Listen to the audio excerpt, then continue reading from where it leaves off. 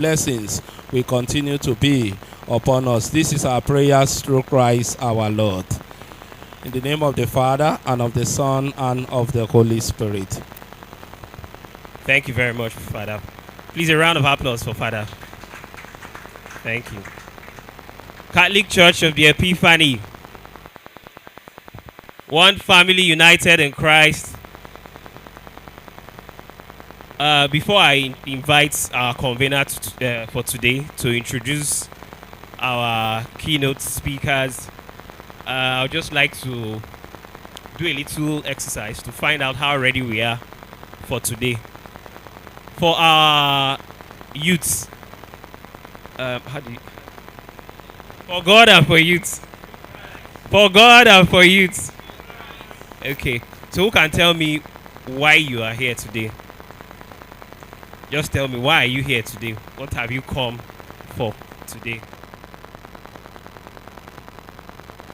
Brother, it seems you want to tell me something. Career talk. Career talk, okay? Career talk. Who else? Who else? Maybe somebody from here. Why are you here today? I'm here for networking. He says he's here for networking. Maybe somebody should help me with this other mic. So brother says he's here for networking, okay? It seems like it's only the guys that have something to say about today. The ladies.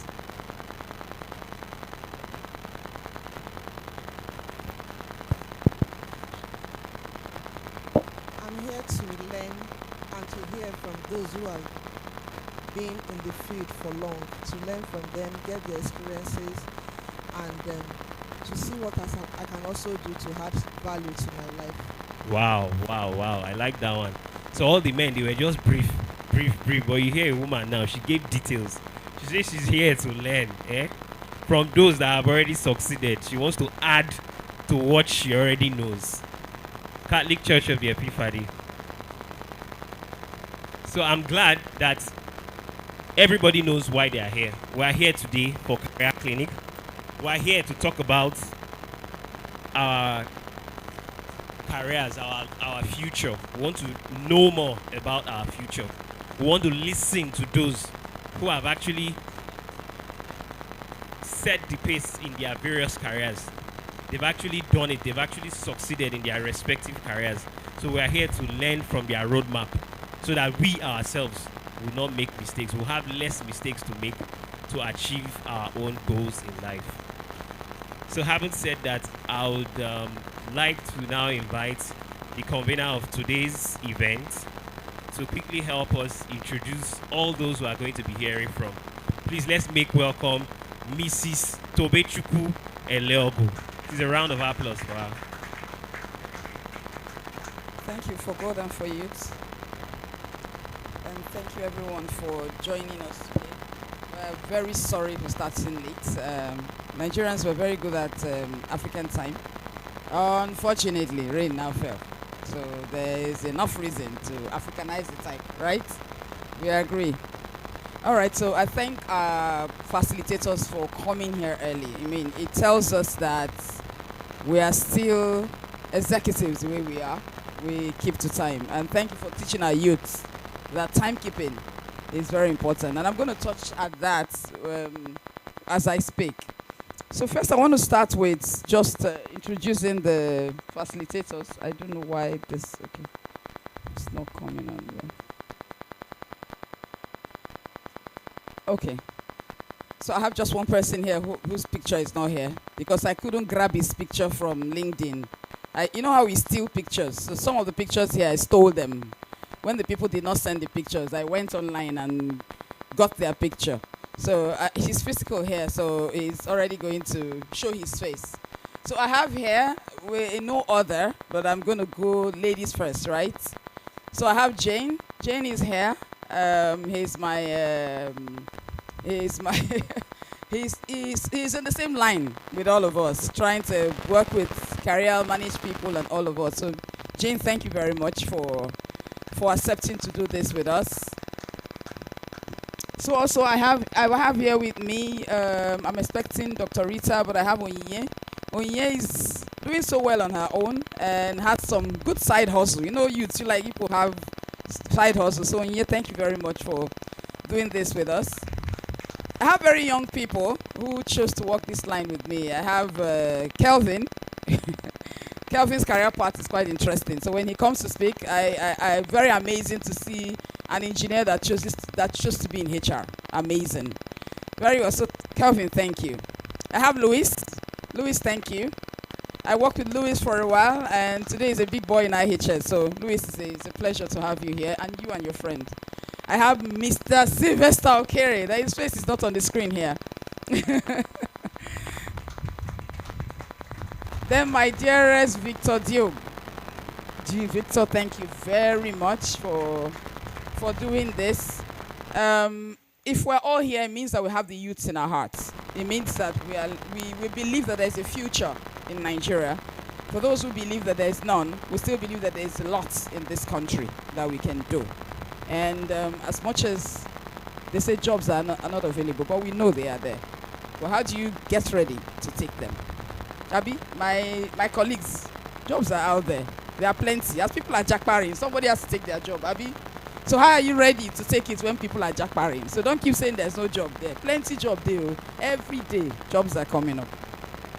All right, so just a brief about me. Some years ago, in fact, from SS Philip and James. All right. All the way from maybe SS Philip and James and VGC. I wanted to do this, but last year God really impressed it in my heart seriously to start. So it's a privilege to start it from Epiphany, and thank you very much. My experience spans from different career line. I didn't start from HR. I started from marketing, really, and I was the pioneer staff for solar in my company.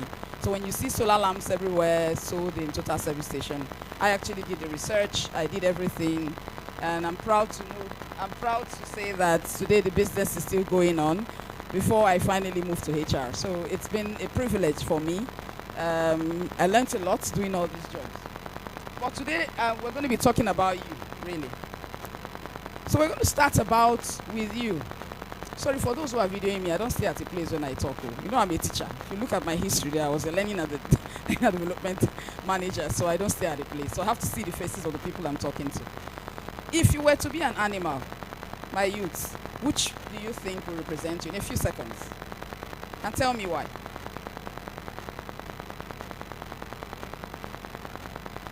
If you were to be an animal in a few seconds, which one of the animals, maybe they're not even there, tell me which one you would like to be and why. She's not saying you are the animal. And you're not the animal, just like if you were to be an animal, what do you? Brother, you're laughing, it seems you want to. If I want to be an animal, I would like to be a goat. A goat? Yes. Wow, tell us why, please. The reason why I say so is the way God used to us and the way even their meat and the way cherish it with. Seriously, a goat. He That's likes quite to punish, interesting. and it's you. All right. So who else? Okay. Good day, everyone. So, I would like to be an eagle. Why? Because eagles soar high. They always go for the top. They always go very, very high. They are not like the regular birds. Okay. Thank you. One last person. Okay. I will go for lion. He's a Why? go-getter, and whatever he sets his eyes on, he gets it without looking back. Thank you very much. You know, this sets us to my next slide, and we're going to be talking about defining who you are. Who are you? I gave you all paper, eh? Take down some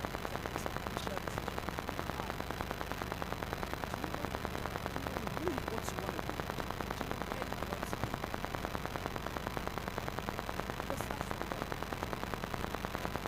The question is to ask yourself, who am I? What do I want? What do I see? Do I see a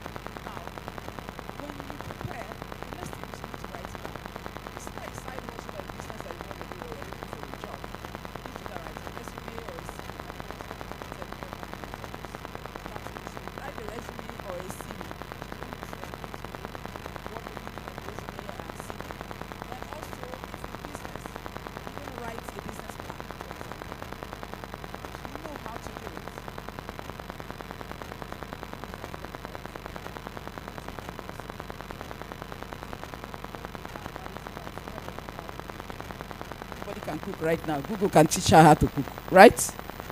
And the thing is, you're carrying.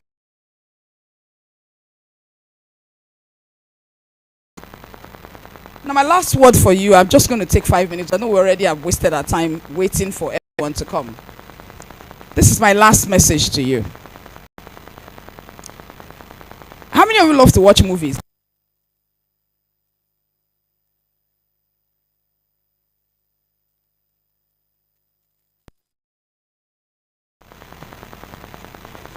In pursuit of what? Happiness. The day I saw this movie, I was thrilled. When the boy was playing the basketball, and the father kept telling him, "You can't play it. You can't do it." At the point, the boy got tired. But the dad realized that saying to the boy, "You can't," it's not what he needs to tell the boy. And that is what he said to him. Ever let someone tell you that you can't do something. See, we have people who are going to be sharing with you their experience. You know, when you see people get to where they are, you think there are no struggles. No, there are struggles. We still have them. In fact, I was telling someone, the higher you go, the stronger the struggle. So the question is, who are you? Where do you see yourself when those struggles come? Do you raise your head and move? When someone tells you that you can't do it, what do you tell yourself? Do you go home and you cry? They say the world is your oyster. Do you know what an oyster is? Huh? Who knows what an oyster is? It's a kind of special, shell that you see in the sea. And it has pills inside it. That's where you find all the special pills. So the world is your oyster. So you just have to find the pill. So basically, do not let anyone tell you that what you're doing is impossible. Do not let anyone tell you that you cannot get to where you want to go. Everything depends on your willpower. Everything depends on you. And there's nothing impossible when you set your mind to achieve it. First your mind to achieve it. Now I'm surprised these days how we allow depression eat youth. It's not possible now in Nigeria. We are used to hard life. Who is not used to hard life in this country? We are used to it now, so we shouldn't get depressed. I was listening to the UK, the conservative or the party that is looking to come, and this young lady, Nigerian, what's her name again? Kemi. Kemi is suddenly wanting to stop Nigerians from coming to the UK, forgetting that she was once an immigrant. You understand? But I know what she's doing. She wants them to vote for her. So she wants to say anything they want to hear so that they can vote for her. Nigerians are intelligent. We are everywhere in the world and we're doing well. We are everywhere in the world and we're in the right positions. So the question is, who are you? And that's my last question for you. And I want to wish you well today, and I hope my colleagues, with the change of time, they are going to be able to stay through to the end. We pray that they all stay without any challenge. So thank you very much. I wish you a very fruitful and impactful session as we go along. Thank you. Thank you very much, Mrs. Tobichukwu. Please, another round of applause for her.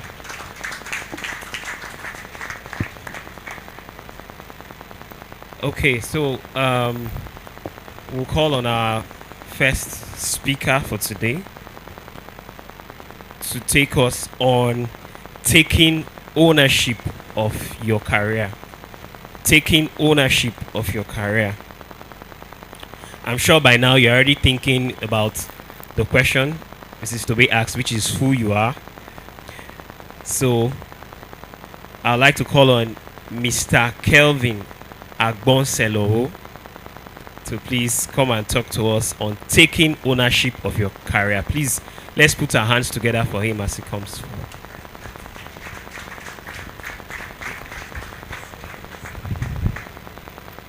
Thank you so much. Good afternoon, everyone. It's a pleasure to be here, really, standing before you. In short, I was waiting for my brother here to pronounce my surname. I know that's always a tax for everyone, basically. And someone once said, he said, "What's your name?" And I said, "My name is Kelvin Agbonseluwo." And he asked, "Is that name for you or for everybody?" Basically. And that's something interesting, really, because as complex as things are in life, there's always a solution. And my boss, Madam Toby Chuku, has already talked, and it tells me something. He said, when your boss has spoken, what next do you have to say, really? But one thing that she said that hits me, and something that is really special, and I want every one of us to understand, is the fact that we can do all things, basically. And I'll say that to introduce myself professionally to everyone. I am an engineer. I started my career as an engineer. I just have some few years of experience, just about 12 years experience. But I have about 10 years of that experience as a project person. Started as a project engineer. I moved to become a senior project engineer. Then I moved over to become a senior project engineer manager. Praise God for that, because it's a journey, really. And when I speak about my journey, something interesting happened along the line. I decided to move from engineering to human resources. And people always ask me that question. Why did you move from engineering to human resources? They say, is it passion? And I tell them that passion without finance could lead to frustration. So why did I move to human resources, really? I discovered myself.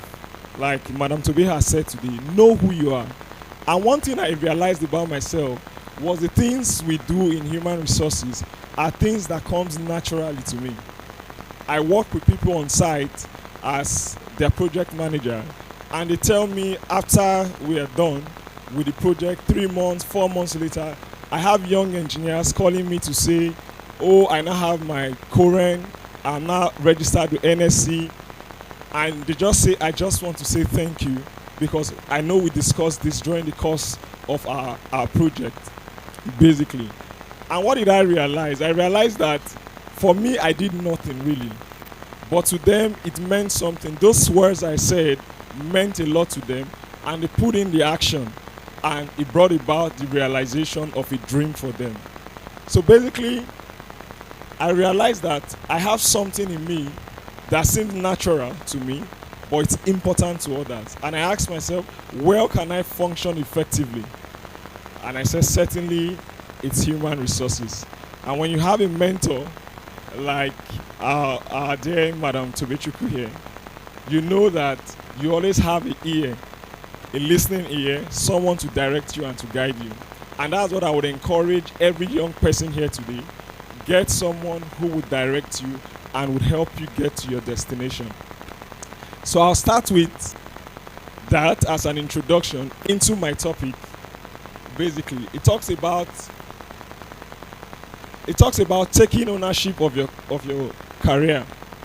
When we talk about taking ownership of your career, we are simply saying owning what belongs to you. Own it. Understand that it is yours and it's your responsibility to take charge of it. And you know, when an engineer moves to human resources, when he has anything to say about human resources, he will definitely find a way to bring engineering into it. So I came up with my own concept when it talks about taking ownership of your career. When we talk about taking ownership, something in physics comes to mind, and it's the Newton's first law of motion, which is also called the law of inertia.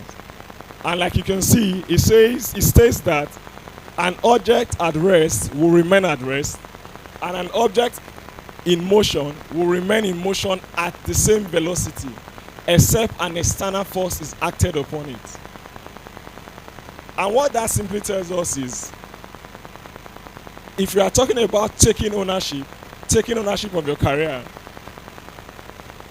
it simply says that a career at rest will remain at rest.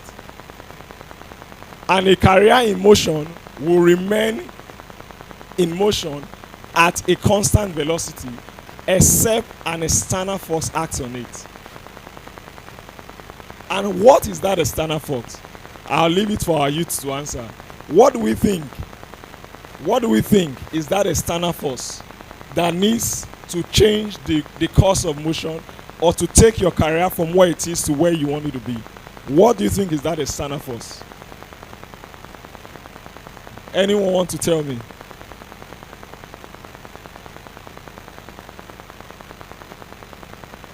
You know, and something that is very important is you don't have to know it, but always try. And I'll talk about that while we go through. So that external force is nothing else but you. That external force is nothing else but you. If you want to advance in your career, if you want to make a difference, if you want to see a difference in your career, then you have to act. You have to act by taking ownership of your career. And when we talk about taking ownership, I have some very handsome and beautiful ladies here, and they have their names, and I try to name them basically with the various segments of youth we might find here today. So the name of this, my handsome brother here, is, his name is undergraduate. So when we talk about taking ownership of your career, what does it mean to an undergraduate? An undergraduate might say, oh, I don't have a career yet. I've not started. I'm still in school. So what's next, basically? But there's a fact that if you apply that external force to your process in school, it would eventually impact your career in the future. And that's why I started with the word focus. You know, I'll tell us a story. When I was done with, many years ago, when I was done with my WAEC and all that, I had a focus to get into school. And the focus to get into school wasn't for the right reason. I was saying this is an opportunity to eventually leave this house that they've been holding me down. It was an opportunity to have fun. But thank God, I didn't get admission for about 3 years.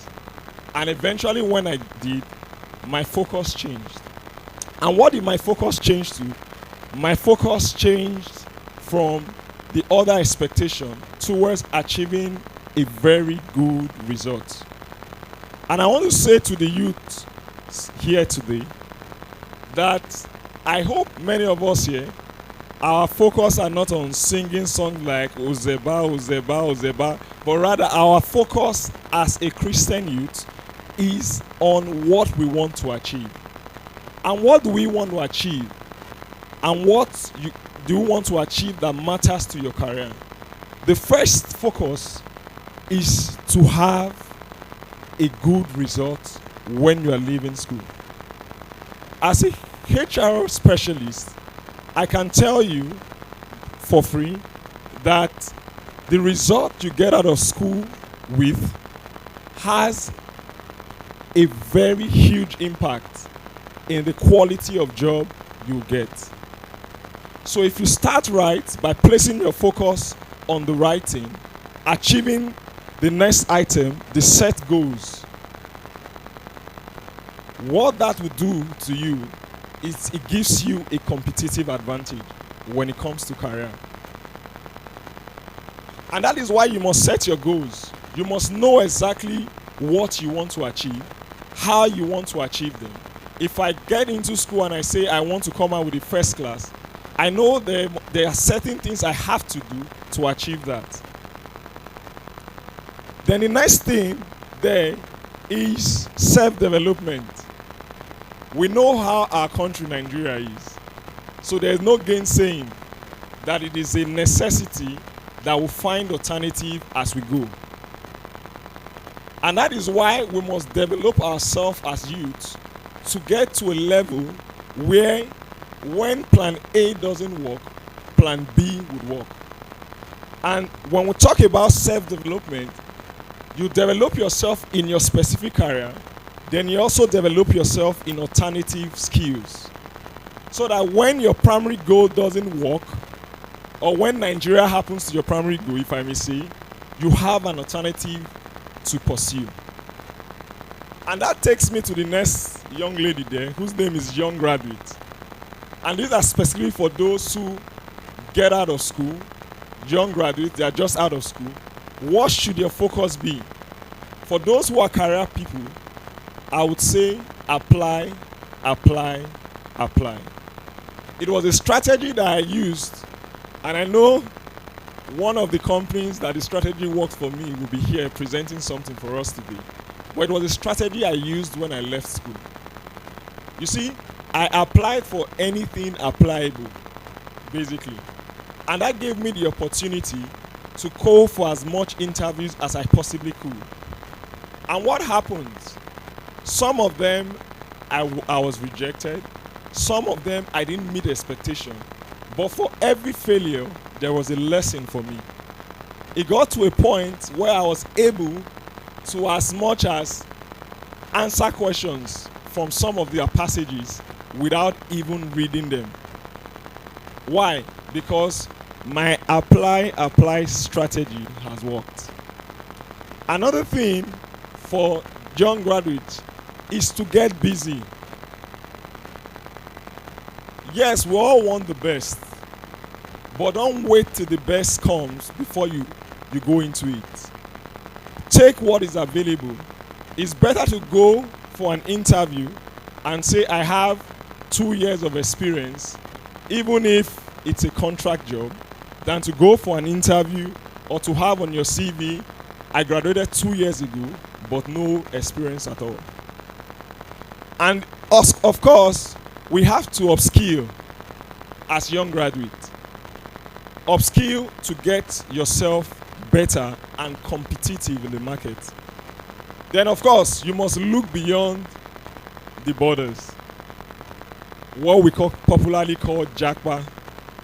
So Jackpa is also a strategy, and there is nothing wrong with it. Even God advised Abraham to Jackpa. And if you even read that story carefully, you'll find out that the Jackpa didn't even start from Abraham. It started from Abraham's father. And he got to a particular location and he stayed there. It was Abraham that eventually got to the Canaan land, which was the destination of his father. So there is nothing wrong in Jackpa, but certainly you must seek the face of God. So it doesn't turn to what they call Jackpada. And who do we talk to next? This young lady whose name is entry or middle level professional. And one thing that comes first in the work environment is personal branding. You must brand yourself. I tell people that hard work is good, but 50% of the work environment is about perception. If you get the perception right, and I'm speaking from experience, basically, what happened to me. If you get the perception right, there are mistakes you make that people will overlook it because of the perception they have about you. So while you put in the hard work, you must have that right perception must also be there to get the quality of results that you desire. And when going further in terms of perception, it's about how people perceive you in terms of personal brand, how people perceive you, who they perceive you to be.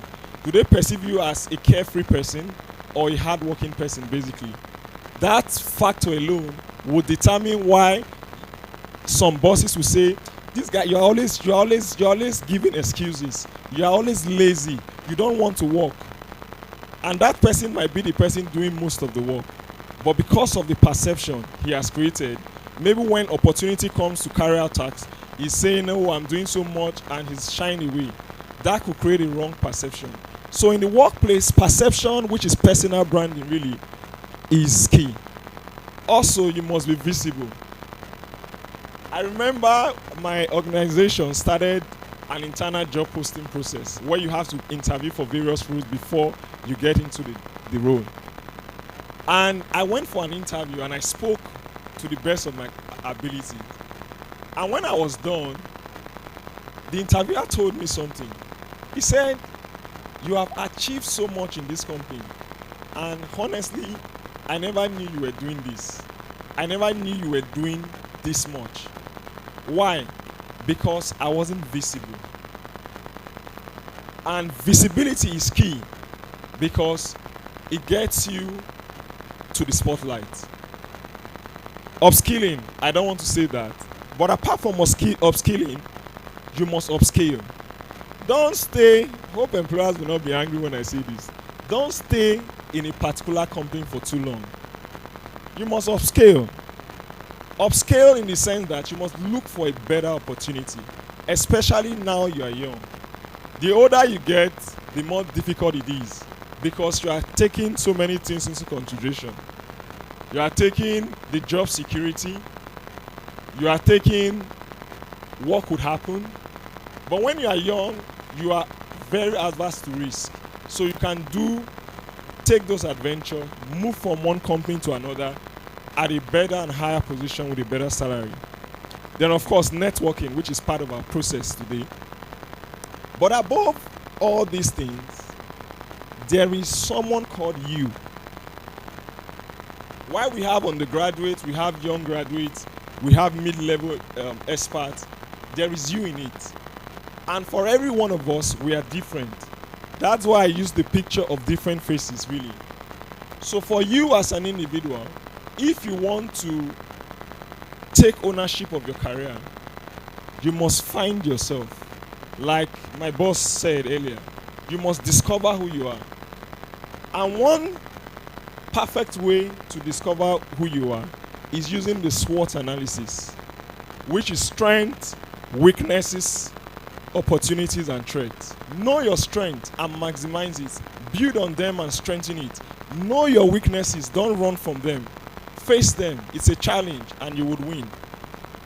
And this I'll speak about using myself personally.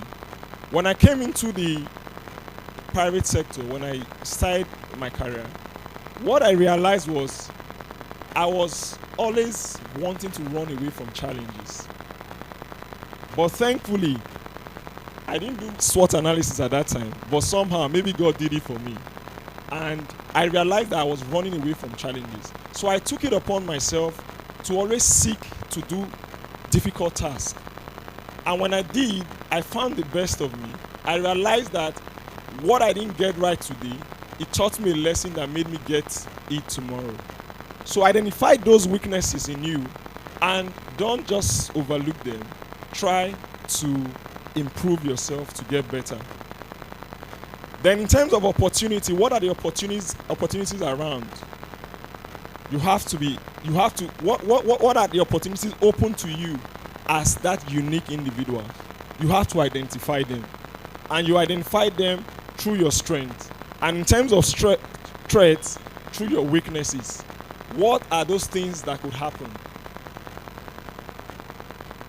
When you're able to do that, it helps you flow perfectly or fit perfectly into any of this category. So I'll move further. In terms of taking ownership of your career, it's not just about saying take ownership, Newton first law of motion. I try to be practical for career people. One way to take ownership and optimize your career, it is through what you've seen here today.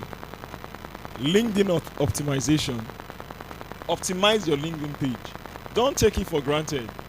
There are people who all they do, their job is to go around on LinkedIn to find competent hands for their organization. So don't miss out on that. Don't have a LinkedIn page without a profile. Those who send me invites without profile pictures, I don't accept them. Why? Because we know what's happening in the world today. The cyber risk of accepting unknown persons. Of course, you must have a headline that captures a lot and that speaks with keywords because no one have the time to read through every profile. All they do is to search with keywords. And when you have the right keyword in your profile, it brings you out and it spotlights you to those hunters. And you don't really need to do so much on these things. The world has changed, and we have tools that make these things easy for you.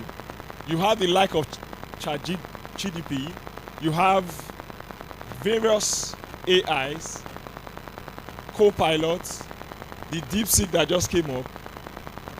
You have a lot that makes these things so easy for you, and you can get a good profile that suits you. Then the next thing is have a good resume and a cover letter. I've outlined some sites you can get these things for free, basically. And you don't need to do much, just input your details and it gives you a wonderful CV. We'll talk more about this as we go by. Then of course you must upskill. You can do that on Coursera, you can do that at Udemy, and you even have Skid Up Live, which even will pay you for data as they upskill you. Then of course job sites that would help you apply. You have them all listed out here. So what is a resume? What is a resume or a CV?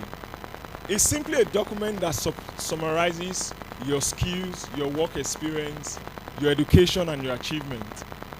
And it is used basically to apply for jobs. No need to use big grammars. To show potential employers why you are a good fit for the position. So it's used to present yourself in a way that when employers see or read about you, they feel that you're the perfect fit for that role. But there's a difference between resume and CV, which sometimes in Nigeria we really don't talk much about. The ideal document to apply for the private sector is a resume. A resume is brief. It goes straight to the point, highlights your details, and is malleable.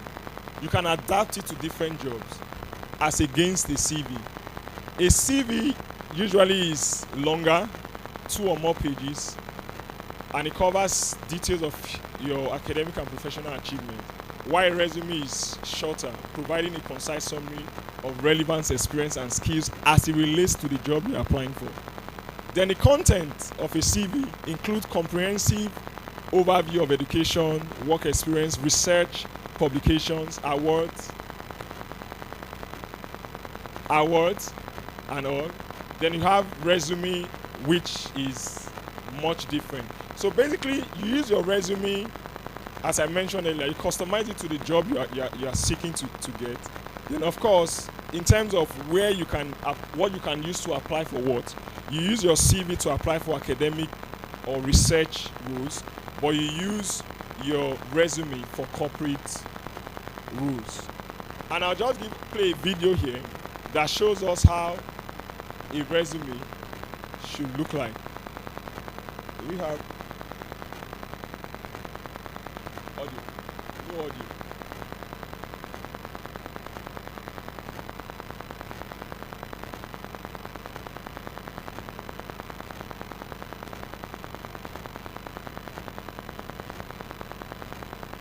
So a resume basically is to be portrayed in a way that is enticing. It attracts the employer basically. And when you do that, the best way to start is to highlight those things that are relevant to the role you're applying for. If it is your education, for instance, as an engineer who moved to human resources, I also have an MBA in human resource management. If I want to, but I have most of my experience as an engineer, a project manager. If I want to apply for a job in human resources, I won't put my experience first. I would rather put my education first that says MBA in human resources. Why? Because that is the focus of the role I'm applying for. And that is how it is for respective job. You adapt your resume to fit that particular role you're applying for. And one thing that is also important about the resume is to have a brief summary of who you are professionally. You should be able to state clearly in a paragraph who you are to the employer in terms of experience, in terms of skills, and in terms of your achievements, what you've achieved over the years. And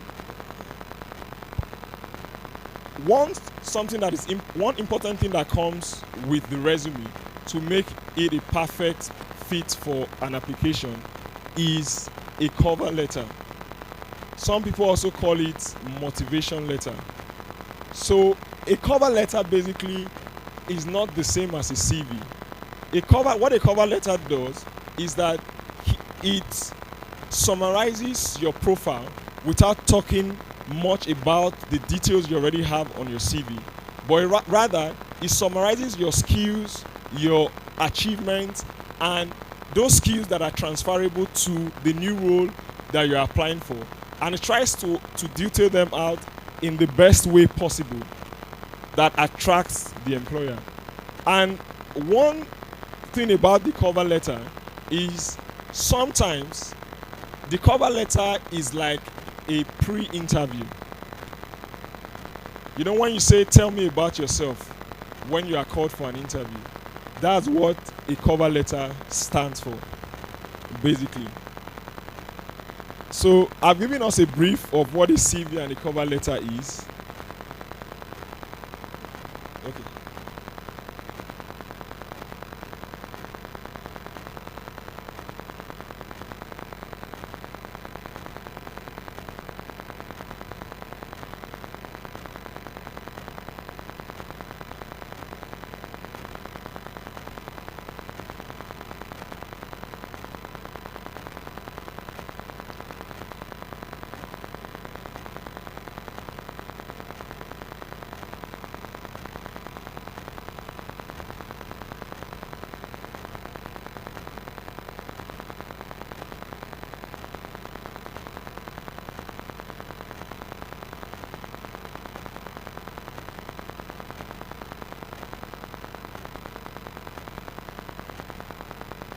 So like it shows here, for the resume, of course you need to include your details, how the employer can contact you. That's very key. And sometimes you see people who make mistakes in their email, and you ask them that if you make mistake in such important details, how will you function effectively in an organization? Because a resume is something that I'm sure we pay all the attention to when we are carrying it out. Then of course some people would like to include their profile picture to it. It's a good thing, but make sure you are handsome or beautiful. That's on a lighter note. But one thing that is key is that your picture gives the employer, people sometimes disagree, but there's always a bias. Yeah. Professionals are trained to overcome those biases, but those biases cannot be taken away 100%. So whatever picture you are including to your resume, make sure it's something that is of good quality. Don't include a picture, probably you stood outside and someone took you a clean shot and you put it on your CV. Go for a very good picture, basically.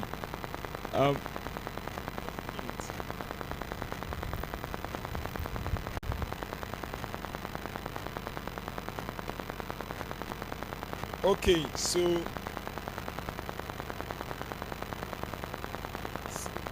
I gave some details about the cover letter already. So it's very key that you include cover letters in your application. It is very important, and it goes a long way.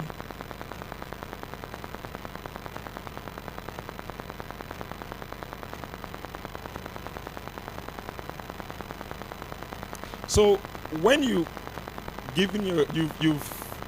applied for a role and you eventually get called. AKA it's Wingman. Together they work wonders, because what the cover letter does is set up the resume by highlighting what makes you a great fit for the job. It shows your personality with 3 concise paragraphs that should be readable in around 10 seconds or less. So, how do you write a cover letter?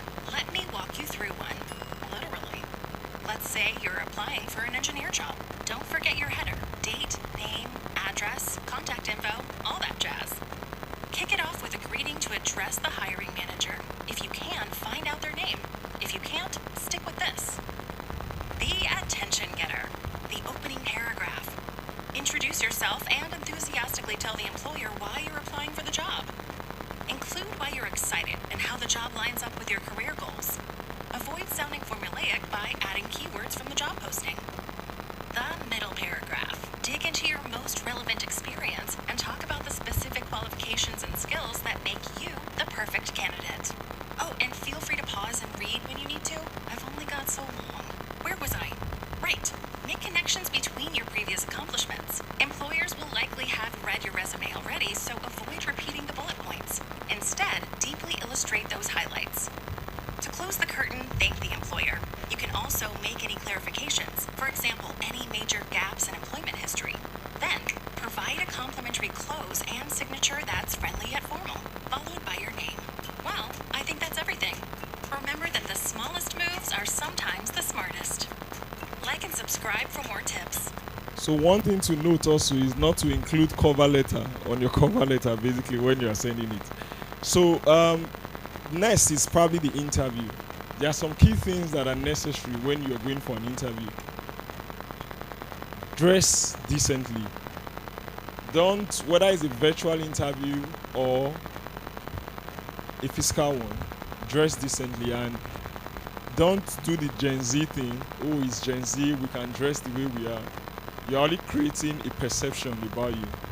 Then be polite, be on time, be calm and composed. Do your research about the company so you have things to say about them. Then for virtual interview, ensure you have a strong network and an alternate network too.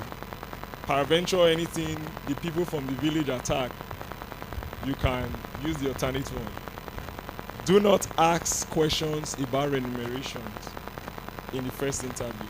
You are not going there for money, though we know you are going there for money anyway. Then some good strategies, good techniques to use, of course. Some good techniques to use are based on the question. For behavioral question, we advise that you use the STAR method, and of course you give the situation, the task that you are to handle, the action that you took in achieving that task, and the results you achieved from that task. And a typical example is when you are asked to tell me about the time you handled a difficult task. You can see the answer there. You say, at my previous job, a client was unhappy with the delays in their project, which is the situation you are giving. But when you took up that responsibility, you ensured you satisfied that customer, which is the task you did. You listened to their concern, updated them with progress, and offered solution was the action you took. And at the end, the result was the client was satisfied, basically. So you have different methods, and you can just use your ChatGPT, use Google, use DeepSeek, and you find all these things there. So finally, which is a summary, I go back to engineering again, and I'll be talking about the third law of motion. And it says for every action, there is an equal and opposite reaction. What that simply tells us is that for there to be a reaction in your career, you have to act. If you don't act, your career will continue to move at that pace. And when you act, what happens is you become more valuable in the job market. And what value does is that it brings about recommendations, it brings about promotion, higher salary, better opportunities, and job security. But never forget the God factor. Remember, it is not he who willeth to run it, but the Lord that showeth mercy. Say, commit your ways into my hand, trust in me, and I'll bring it to pass. Thank you. Thank you so much. Thank I'm you sorry very you much. took a bit of your time. Thank you, Kelvin. Thank you. It's it's amazing when I remember the first time you came for an interview to work with me. Normally in my company you post somebody's job, and I saw his CV. I was like, Kelvin, you want to leave project engineer to come and become HR? And it's so amazing that he's doing so well. I can tell you doing so well, and he's actually impacting life. Kelvin, thank you. Thank you for coming. Thank you for who you are, and thank you to continue to be who you are and for the lives you impact. And there's a lot of people will gain from you. See how you switch between engineering and people management. So thank you very much. We are going to share some of the video maybe to the youth so that it can you can benefit from it. We don't mind sharing that with you. And if you have any question regarding resume and CV, please feel free to ask. Resume can be 20 page, CV can be 20 pages, but no HR manager has time to read your 20 pages. They want to see only one page, and a good cover note. And that cover note, don't repeat the same thing. You want to apply for A, you carry the same copy and paste, spam, copy and paste, spam. They will just be doing delete, delete, delete, delete. And remember, it is somebody's destiny that is being deleted. They don't have time to look at it. So it is all, even when you are writing plan, business plan, you must be specific in what you want to do, or else somebody will just click delete. Thank God for Google. You can find any of these things on Google. Just ask. In fact, the other day my son now knows how to use what they call Google. Tell me this. So please, you can ask Google. Tell me. But when you come with all those fake questions in the interview, we know when you are not real. Okay? So don't go and practice all those things they've asked you. Then you come and you are repeating them. Don't worry. You already know. So thank you very much, Kelvin. And we'll move to the next person. It's supposed to be Louis. Thank you. So Louis works with Dragnet. Let me see. Give him mic, please. So one of the reasons we invited Louis is sometimes we go online and we apply for jobs. We're so quick to just key in things online. You're not following the thing. They ask you any question, even to put your NYSC, you leave it. So normally these things that when they spool it and it's not correct. Sorry. So when they spool it and it's not correct, they will just use Excel and remove the ones that are not there. It's unfortunate. So that little time that you would have spent to do it better will make your name remain when they spool it. So that's what Louis is going to explain to us right now. Thank you very much, Louis. I will try and open it. We're going to share a link, Dragnet link. You're please going to open it on your phones, and so that you can run with him while he tries. He has it in his head, so people like this don't prepare slide. Good morning. Maybe Louis, you can call it out for them. Let them while I try to get it out. Yes. Good morning, everyone. My name is Louis Aigu, and I'm from Dragnet Solutions. So quickly, I could just call out the website. So for those who would like to check, you can just go to dragnetscreening.ng. Dragnetscreening.ng. That's DRAGNETSCREENING.ng.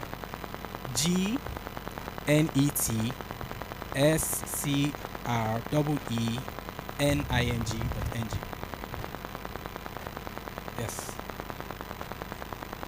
So let me quickly give a background about what we do at Dragnet.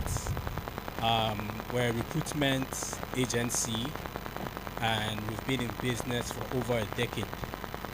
And during this time, we've worked with so many organizations. We've helped in streamlining their recruitment processes. And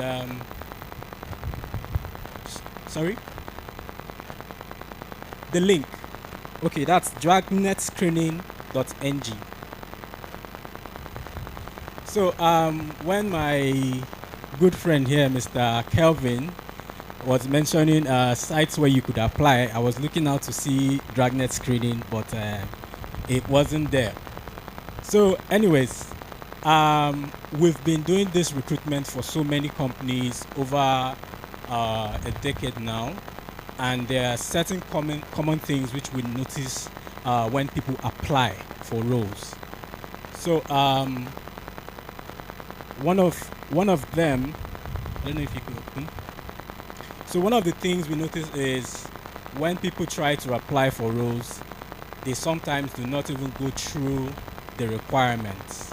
I think that should be the starting point if anyone is looking for a job. You look at the requirements and ask yourself a few questions. Is this the job I want? Is this job a right fit for me? because it's a two-way street. It's not what you're going to bring to the company, but also what the company would be giving to you, because the company would also have an impact on your career path and your future. So the basic things when applying you should note is looking at those details and criteria, and also tailoring your CV to meet those criteria. So sometimes you notice, let's say a sales role is put out, and it's a role for, let's say, 5 years experience. You might not have 5 years experience, but you might have 2 years experience. Now, to fit into that criteria, you might want to expand and expatiate on your experience to fit in. Yet you don't meet the years criteria, but if it's good enough, we've seen cases where a client comes and makes an exception and says, okay, you sent me all of these CVs. This person's CV looks good, and I think we can give this person a chance. There are always exceptional candidates like that. So, it's not coming up. Just a moment, let me just go through and share some things on the site. Just a minute.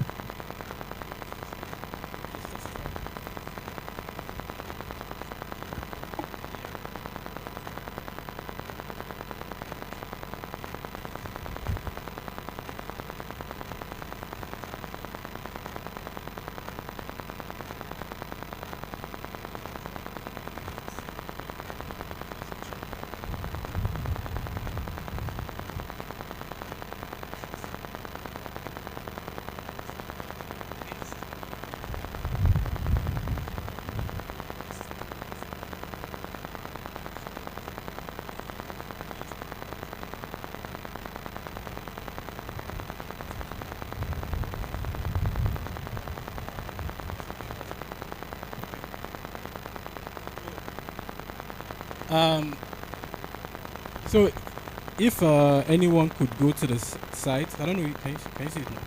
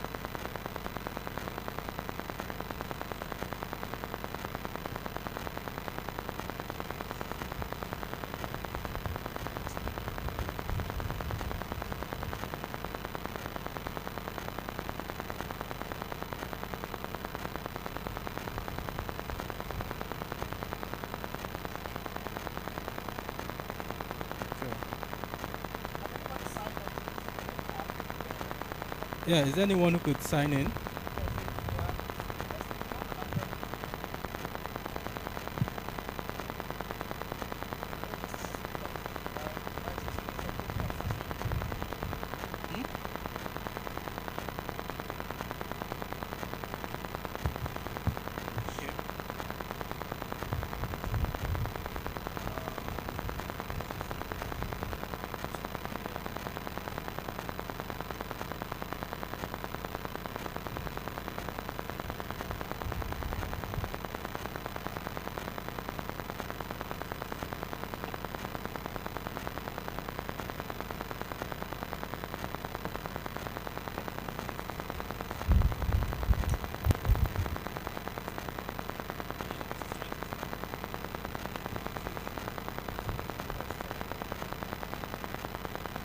Has anyone been able to log on to Dragnet screening?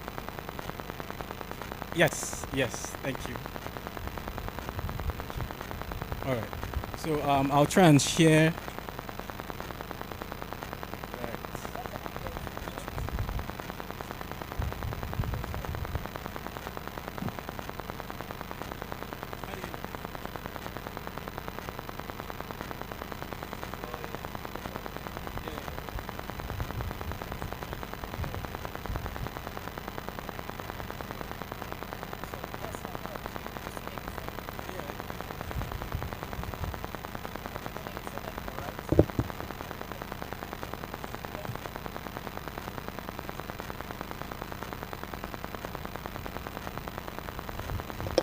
Okay. Okay, yeah, sure. Okay, so if you're able to log on to the site, this is the home page you would land on. And this is our home page for Dragnet screening. So you can just look at it. I'll just give a quick example. Let me just do it.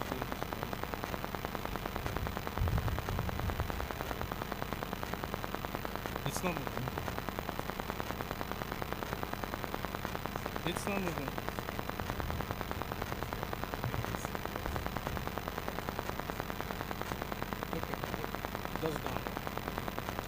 Okay, thank you. So quickly, what you're seeing on the screen is a vacancy which we put out last month.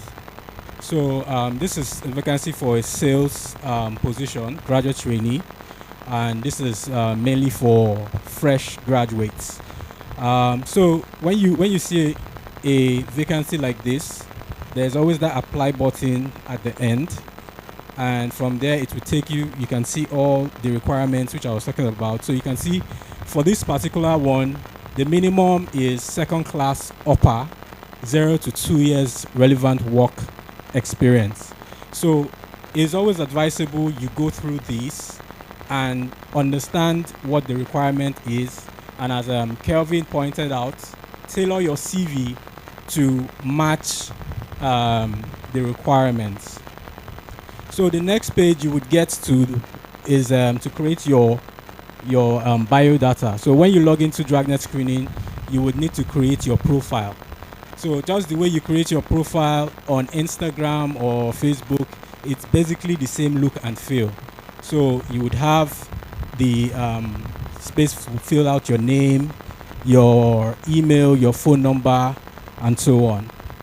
And then you come down here, you can see if you've completed NYSC, you put yes. And if you haven't completed that, you can also put yes and fill in your call-up number.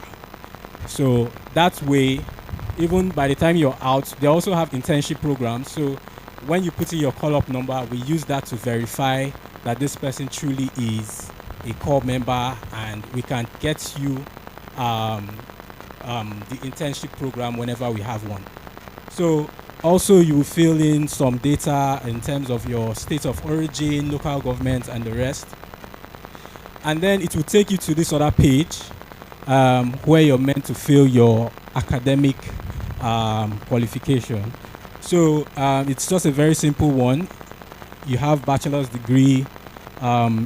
If I was able to go, log into the site, you will see there's a drop down for bachelor's, for HND, ND, and the rest. So you select which one applies to you, and then the location, the university, and so on. So you fill everything out, and then it would always give you this success. So once you see this, it means you've completed all the mandatory fields needed to create your profile.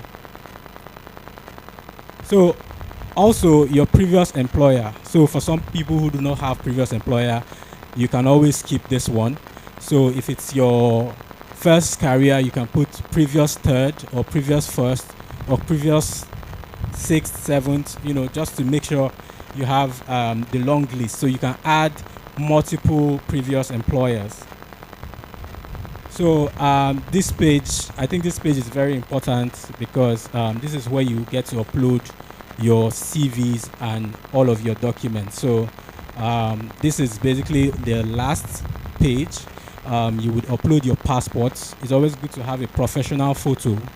So a professional photo is basically a shoulder cut, so from your shoulder to your head, and it needs to be a very illuminated picture that captures your features clearly.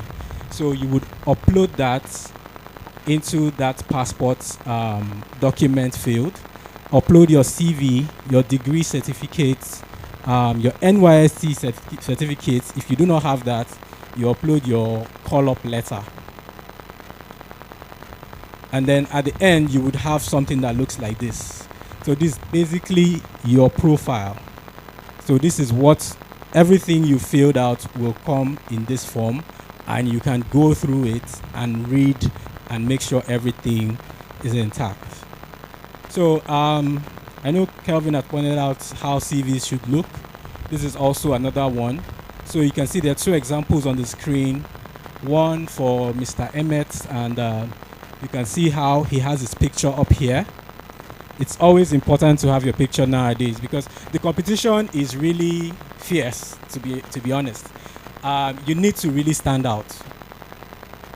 You need to stand out when you're putting out your CV, and your CV is basically you. We're not seeing you from the back end. This is only what we get to see, and those details we filled in. So there's always an appeal for look and feel when it comes to CV.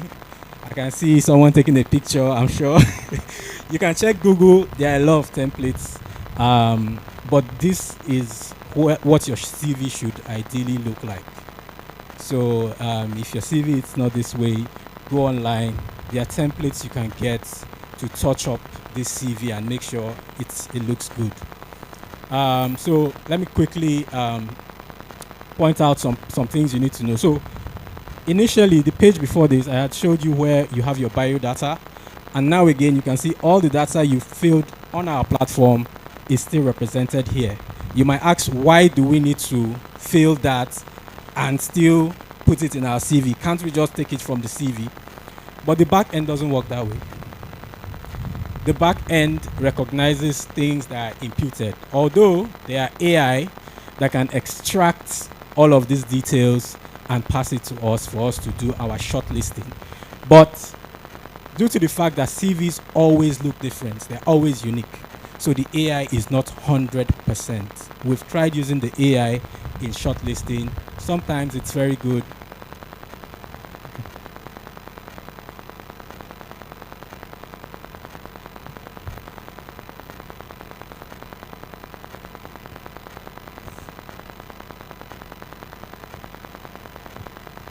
Good morning. So we don't get confused. Kelvin had mentioned resume and had mentioned CV. Which are you advising on now? So, so that we don't mix it. Yes.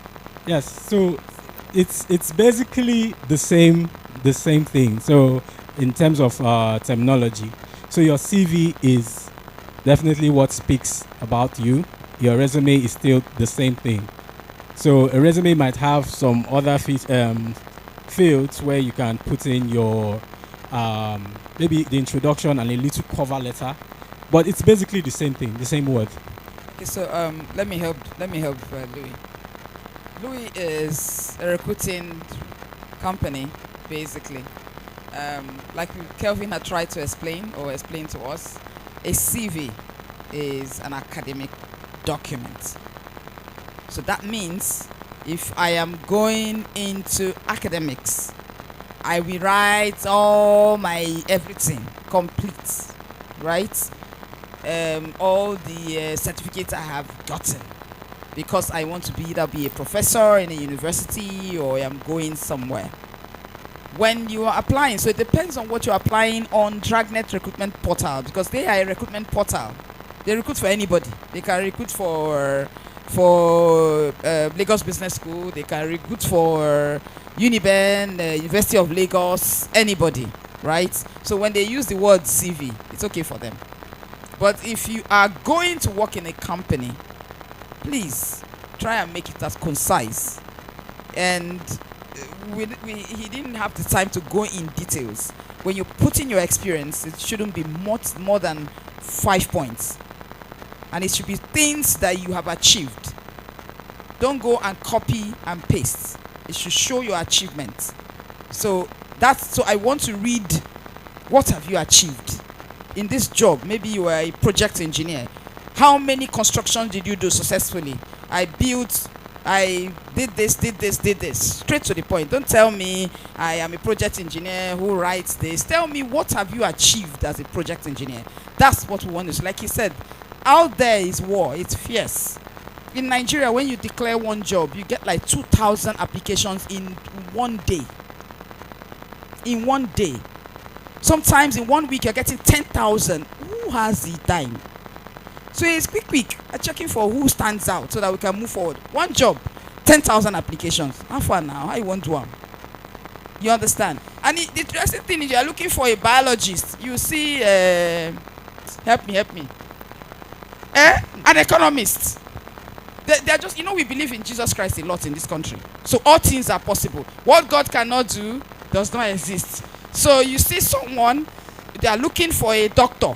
An economist is applying. Maybe the person who's seeing it will close his eye to the fact that it's a doctor that is looking for and call me for an interview. No, they will not close their eyes. Though. They will just use Excel and remove all the people that are not doctors. And by the time we do that thing, from 10,000, it will jump to 1,000.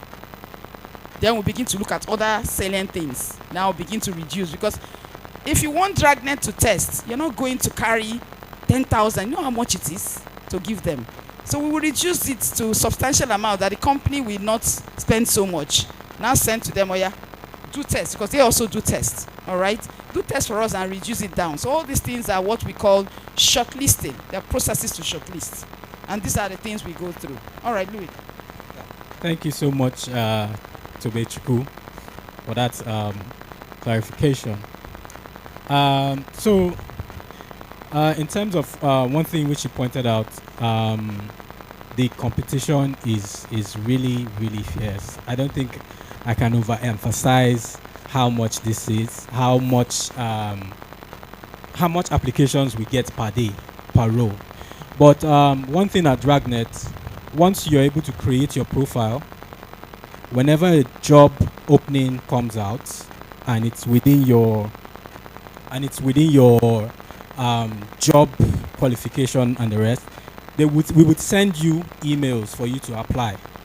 So that way you can be rest assured that once you create your profile, you would be getting emails on new jobs and new openings. So that's something to actually look out for, and I encourage everyone to go and create a profile so you can always be getting these jobs as they come out. And basically that is the end of my slides. Yes. And before I leave, I also want to share something really quick. And I think it begins with the mindset. When you're applying for a job, always have the mindset that God in his abundance would give you the right job. Whenever you're applying, have that in mind.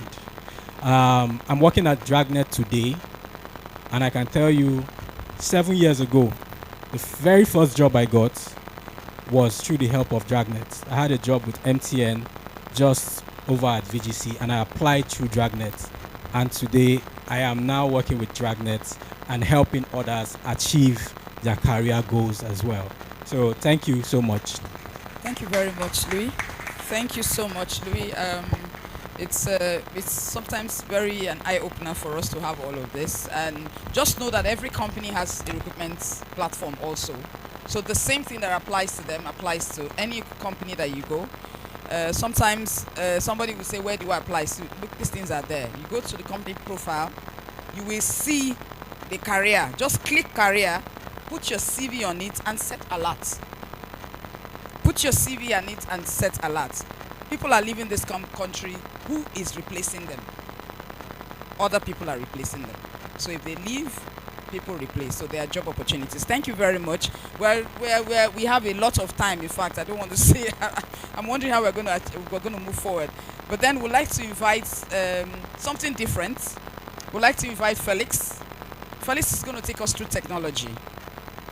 You know, we are in the youth trend, right? This is your time where I hope my facilitators are not looking at their wristwatch. They are the ones that don't worry me. I'm more bothered about my facilitators than the youths who came very early. So Kelvin, Felix will take us through what he does very well. And Kelvin, Felix, please, your time is the time. Stay within it.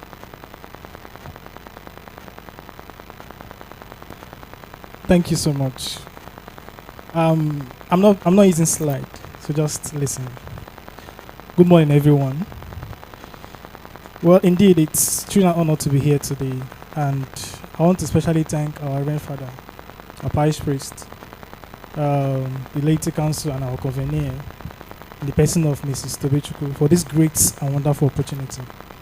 Now, I'm not here to teach, but I'm here to share an insight. I want to walk us through my journey. My name is Felix Akuta. On the slide, you can see that. I'm a software engineer by profession, what people call tech bro. Well, my journey into tech, wasn't a straight path. In fact, what I did in school was food science and technology. Yes. You say how, right? Now that's the reality. And that was what motivated me to give this speech. Because a lot of time we believe that, there are no jobs. You did agric, you did fisheries, you did this, you did that. How will I be relevant in the society? How much will I earn? And all of that. I don't want to go through what I wrote here, but I'll just be taking one step at a time. While in university, my final year, my course was 5 years. I had a dream, personal dream. I want to make it in life. I want to blow. I saw some of my colleagues who are driving good cars, doing Yahoo fraud and all of that. But as a Christian brother, how will I achieve that? I can't do this. Now, as a food scientist, if I graduate, how much will I earn? Who do I know? How do I get a connection to work with UN, to work with, where they pay me like 500, 1 million, 2 million, all of that. It was a challenge. Why I'm saying this is because a lot of you are youths here. You must be passing through this, right? It's difficult to ascertain, to agree. Considering my present situation, I didn't come from a rich home. In fact, I practically trained myself during the university. But I'm proud to say that. It wasn't an easy journey. I did a lot of things just to be sure that I went through school. But at the same time, I wanted to be relevant in the society. I wanted to make a difference. Then I thought about technology. Remember my course, food science and technology. We hear technology, but we don't really know what technology. We hear technology, but we don't really know what technology is all about. You have your smartphone with you, right? Some of you use laptop too. You connect with your friends.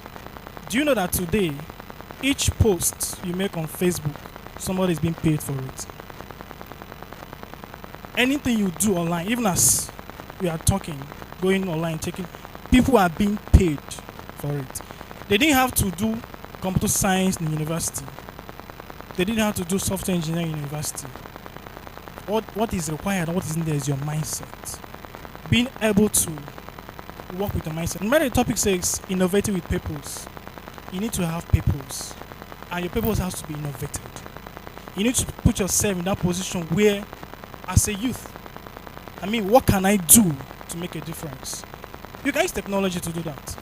It's very simple. Like I said, people are being paid each time you like a comment, each time you post something on Facebook, on TikTok, on Instagram.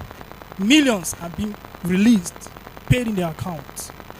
But you can be one of them, those people who are receiving this money. I'm not saying you should go into content creation, all of that. It's still part of it. But beyond that, after my university, after my NYC, my first job was 30,000. Yes. And I was like, no, I can't continue like this. Do you know what I did? I will tell you. I have like less than 5 minutes. Don't be angry. I had to give myself 4 months intensive learning. Resign from my job. I took it up upon myself. After making this research about programming, I started learning. I started studying. I went to Udemy, bought some courses as cheap as 5,000, 7,000. You can get them. YouTube videos, Coursera. I was adding value to myself. For 4 months, I was doing this thing. I started learning Flutter. It's a mobile application. You have your mobile phones today. Now, that Flutter is built on that. For Android, you can use it for iOS too. I started learning it.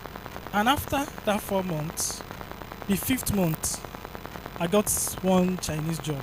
I just applied, more like an internship. They called me for interview. I didn't like my CV. I was honest. And I did well. Funny enough, they called me. They gave me that job.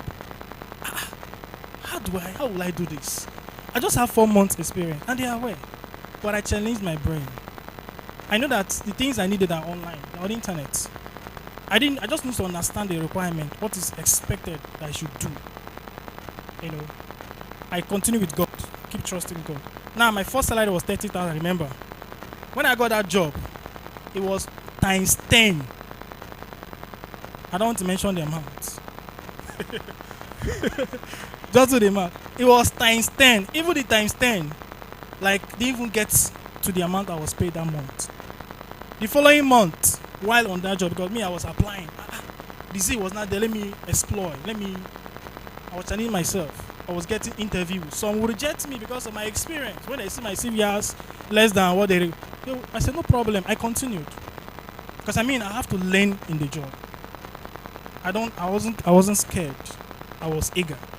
Then I was working for the company for like 4 months. They had issue in Nigeria and they left. Meanwhile, in the 4 months, I got another job that was paying me total. If I had both money, it's more than 6 digits. About 6 digits and above. Praise the Lord. It seems like a fairy tale, but it's not. It's real. There is a lot you can do as a youth. It's here. Now, I'll list some things out. Then I'll conclude.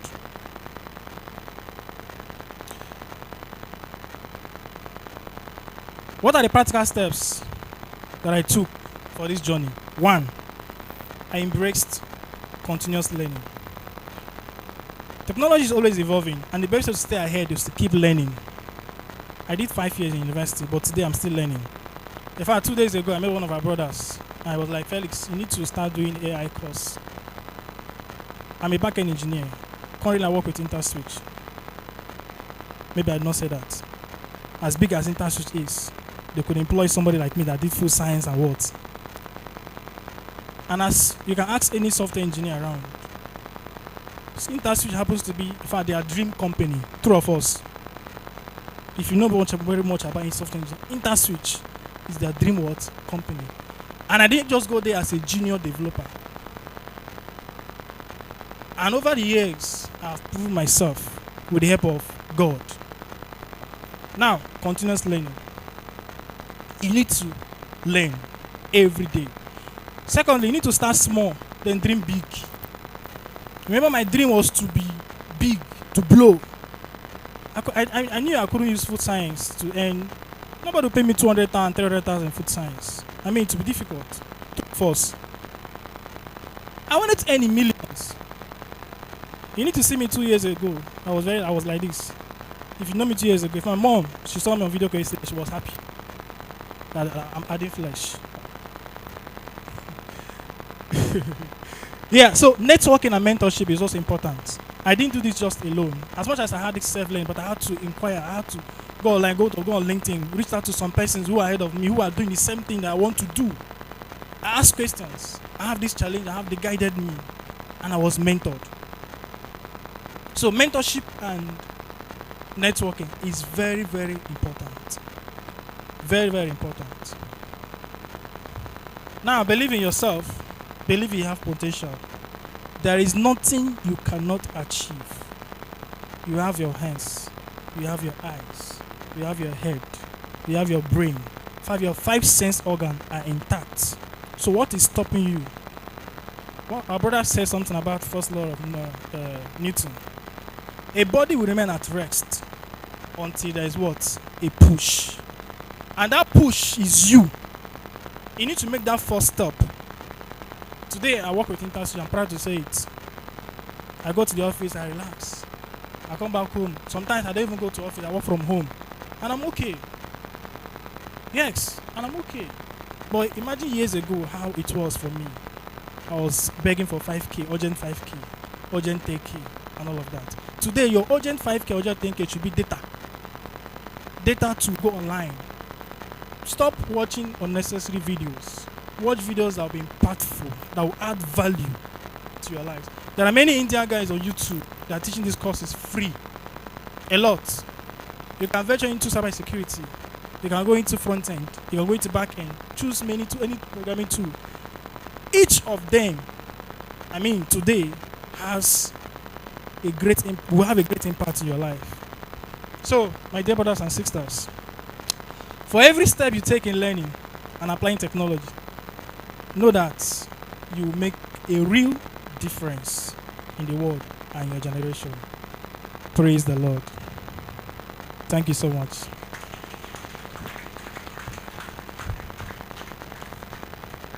Thank you so much. Thank you so much, Felix. You know, when this started, on Monday, I just kept saying, I'm going to call Felix.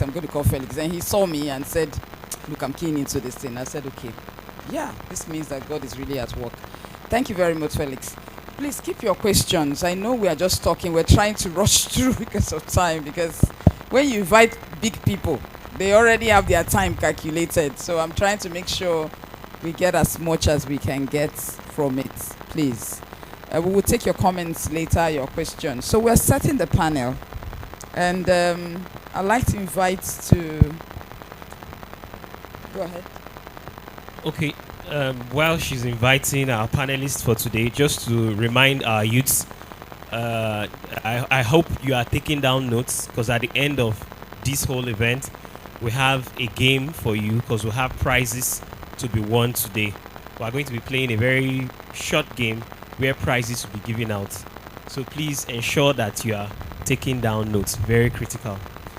So our panelists for today, the first one on my list, we have Mr. Victor Dogu. Please, a round of applause for him while he takes the stage. The second panelist is our very own Dr. Rita Onyejesi. Please, a round of applause for her. I also have on my list a brother, a friend, and our very own Mr. Chizuru. Please, a round of applause for him as he comes forward. I also have here on the list Mr. Sylvester Okere. Also on my list is Mrs. Onyinye Genevieve. A round of applause. Okay. Onyinye Genevieve Ikeopo. Okay. Thank you very much.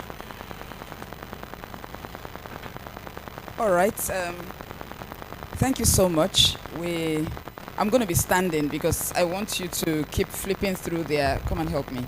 Their profile. These are not just anybody. We have experienced people sitting with us today, and so I want to start first by saying thank you very much.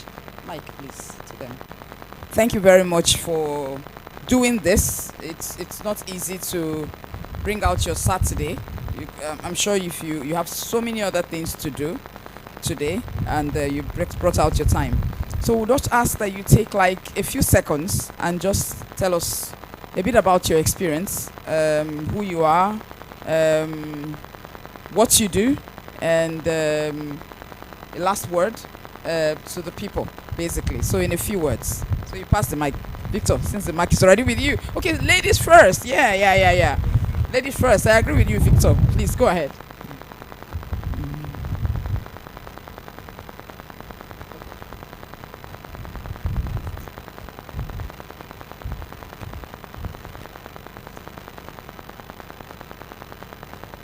Dr. Mrs. Rita Onyejesi, medical doctor.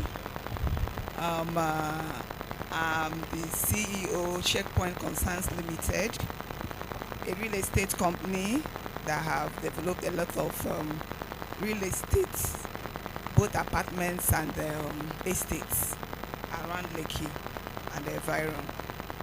Yeah, that's basically what I do now. Yes, I worked at Lutz, had I think just a year work with Lutz, and then Lagos and mainland at their primary health center before moving basically into business.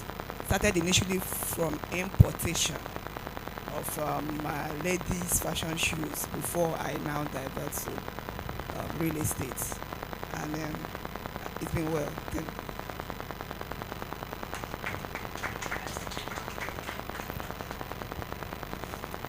Glory to Jesus. Good afternoon, everyone. My name is Onyinye Jenny Vivikoku.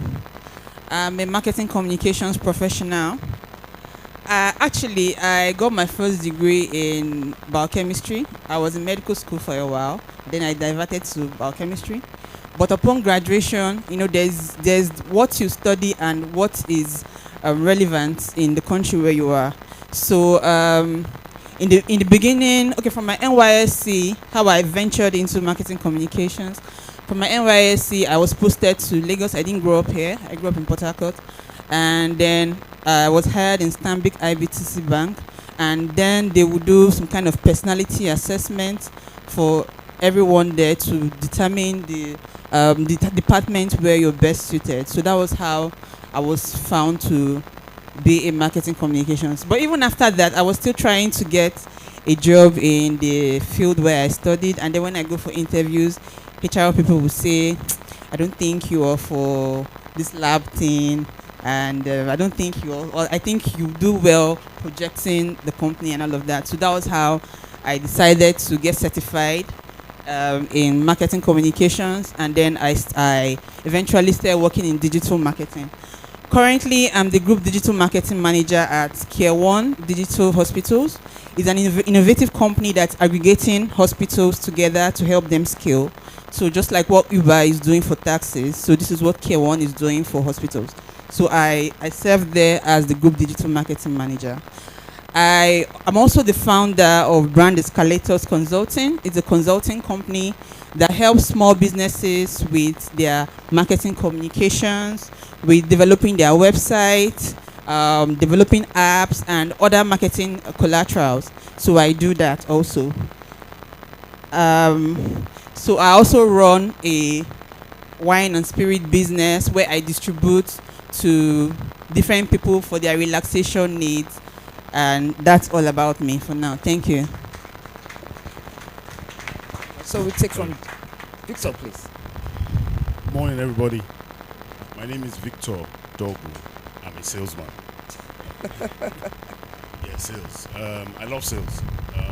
I studied mathematics, computer science. Trust me, I don't like maths. But computer science, University of Port Harcourt. I now work for a company called Equinix Nigeria. Equinix Nigeria is one of the biggest telecoms company in the world. We have over 260 data centers around the world. I used to be a banker. I've noticed most of the speakers have been talking that you should find your way. I'm a salesman, like I said. I studied mathematics, computer science, so I needed to go into something that had to do with computer. In school, we don't have sales for computer, so I needed to just channel my way in. So I was in the bank, Intercontinental Bank. I've also worked with ARM, and then I ended up with Main One, which is eventually has now been bought over by Equinix International. I had the channel sales. We never had channel in Main One, but now they've given us a task to bring up channels. So I had the channel sales. Before channel sales, I used to head the multinational sales. So I sell only to multinationals, the likes of Total, Chevron, Ajik. But today, I had partner engagement, which is channel sales for Epiphany Ologolo Lekki. Thank you. Thank you very much.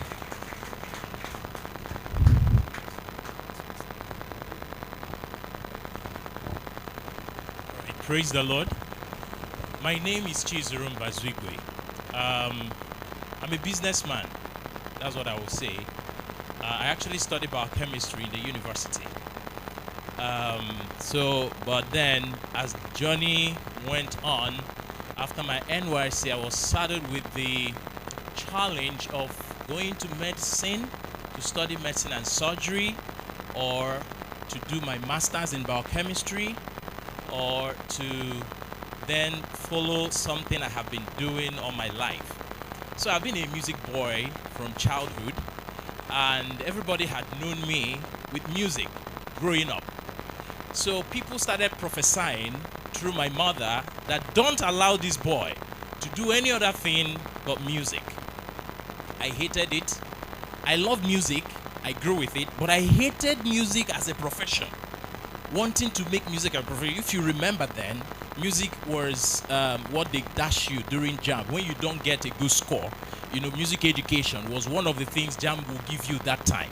So I never wanted it. I was doing well in the class, one of the top. Well, everybody says that, right? But and now, everybody talking about law, medicine, economics, engineering, and then I want to do music. That wasn't top of my mind then. However, when I finished, I saw the face of God, and miraculously or magically, I found myself wanting to just improve my musical skills, because all I knew was crude music, but I needed to do professional music.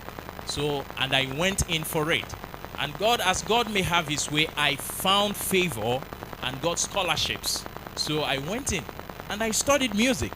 And when I finished the study of music, everything began, because I never lacked office job, all this. I told doctor, I said, did you go through all of this CV thing? I never wanted it personally. And when I got to that point, they called me. They said you would do well somewhere. I said, where is the place? They said it's a music school, an American music school.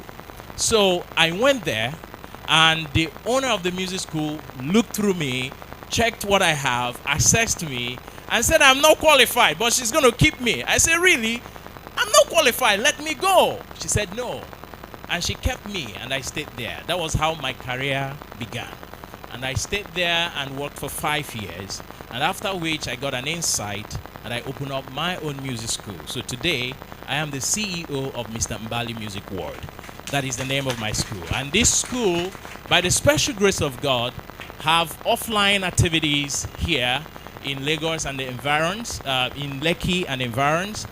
And also we have online presence where we also teach those who are not physically here. So, is there another thing?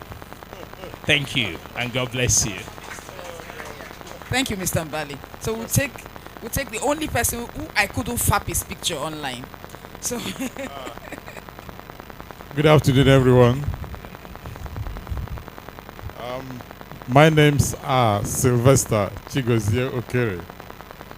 Where I'm laughing is that she said she couldn't find my picture because I'm not anywhere in the social media. That's one. Now, who am I? I've been working in the financial services industry for more than 35 years. I was listening to the various people that were presenting. Those features they mentioned are the things that kept me on till today. So when it's my turn to speak, I'll elaborate a little bit more.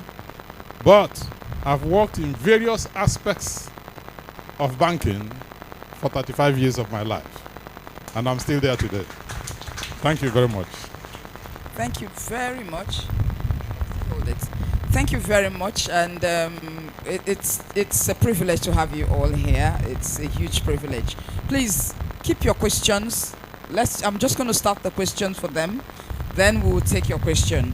Okay, so I would like to start with Mr. Kerry because he said he will share something with us. So, what were the significant challenges you faced, and how did you overcome them in your journey, in your career journey? Do I crave the indulgence to sit down? Yes, please, okay. Sit. Thank you. As I said when I was introducing who I am, I took note of the various points the presenters stated while they were speaking. The first one is you have to be determined. Nobody stops a determined person, no matter what it is. Once you are determined to succeed, you will succeed. How did my banking career start? If I tell you now, it will look a little bit, but it's real. When I finished my service in 1987, came back to my state. By then, we had applied to the then Imo State Progress Bank. Somebody told me that they had started inviting people for interview. As early as 1987, when I went to the HR, there was one big, almost a warehouse of applications as at that time. And it took 2 days to locate my application. I was sitting down with the people in that department, unpacking files, heaps of applications, and it took 2 days for my application to be located. That's the first determination to succeed. What that showed that I really applied. They told me I did not apply. I insisted that I applied, and they assigned me to one security man or one of the storekeeper to look for my application in a warehouse. And it took 2 days to locate that.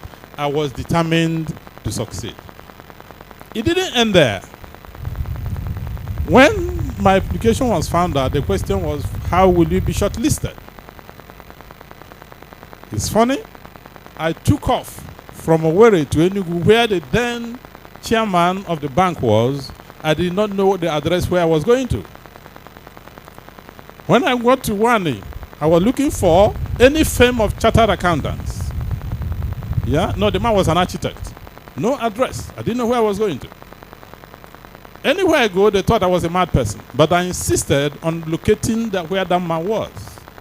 Until I went to the 6th place where I saw architects. I entered the place. And the man asked me, who are you looking for? I mentioned his name. I said, who are you? When I finished expressing who I was, he believed that I was genuine and brought out a call card of that chairman and directed me where I was to go. The rest is history. Even at that, it didn't end there. When I was shortlisted, they didn't even want me to interview me until I insisted. I sat down there for almost 3 days until the then AGM said, give this guy a chance. That was how I was interviewed and came out tops on the interview. So first, determination. 2, you need to know what you're doing before you can succeed. That's how I moved on.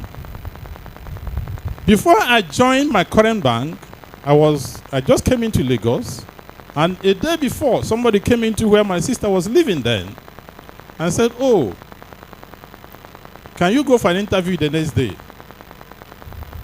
I went for an interview. I wrote a test, and I passed. So what am I saying to young people? Please be prepared. There is no time, especially now the competition is fierce. I heard people talking that it is a war out there. When it is war out there, you need to be prepared for the war. And why are you prepared? First, you need to be determined. 2, you need to be ready. And what is that readiness? You need to continue studying. Even as of today, after 35 years of my career, let me not say a long thing, I'm still studying.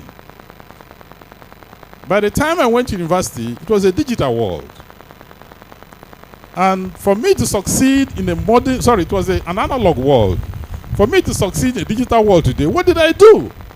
It's funny. I went to a business center here in Lekki to go and learn systems from my office. Every Saturday, I go there to learn.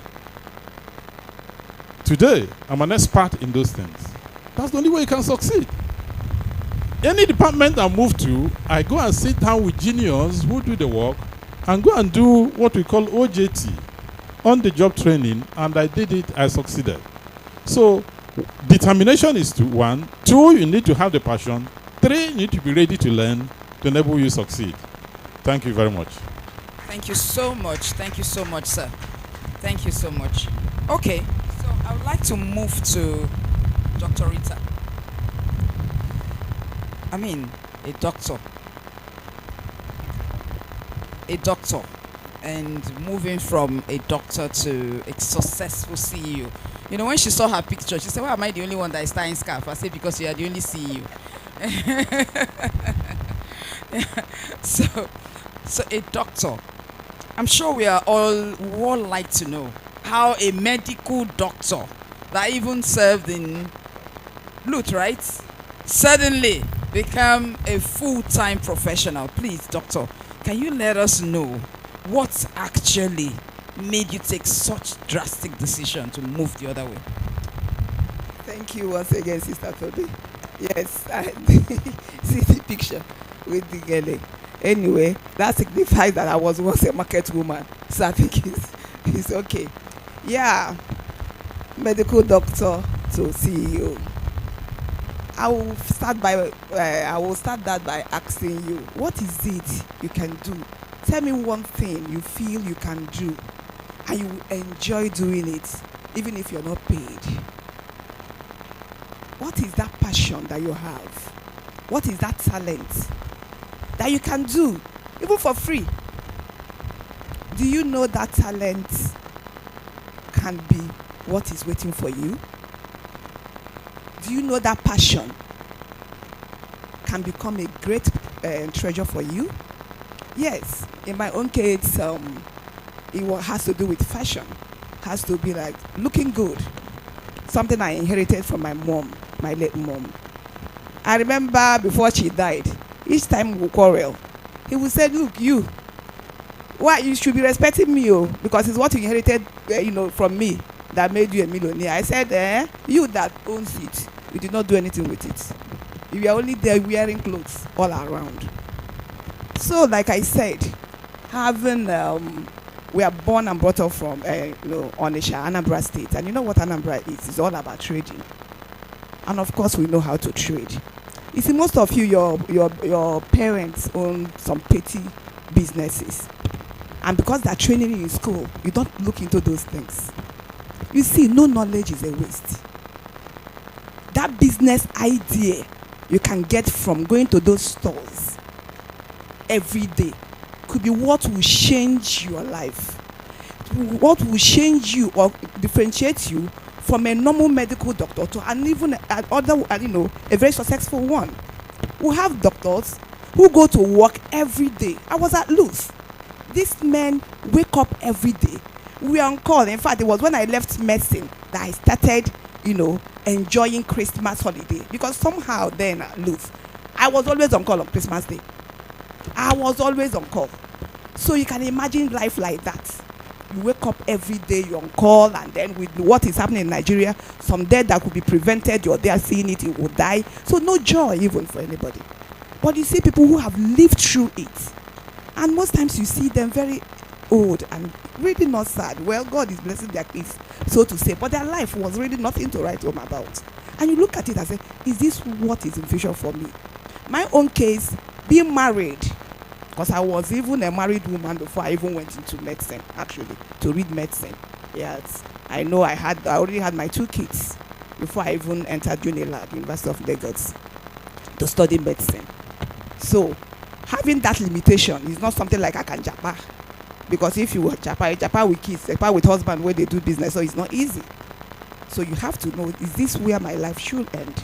And then what can I do? And then because I had that, my upbringing, and yes, we are also during holidays. Remember then in secondary school, we always go to the shop to stay with our parents. And I'm a very, like I said, that hustling spirit is already there. So even while at Unilag, I was one of those students. Before I left in medicine, Unilag, when the first year we will stay at Makoka. After the first year, we will now go to Idiaraba.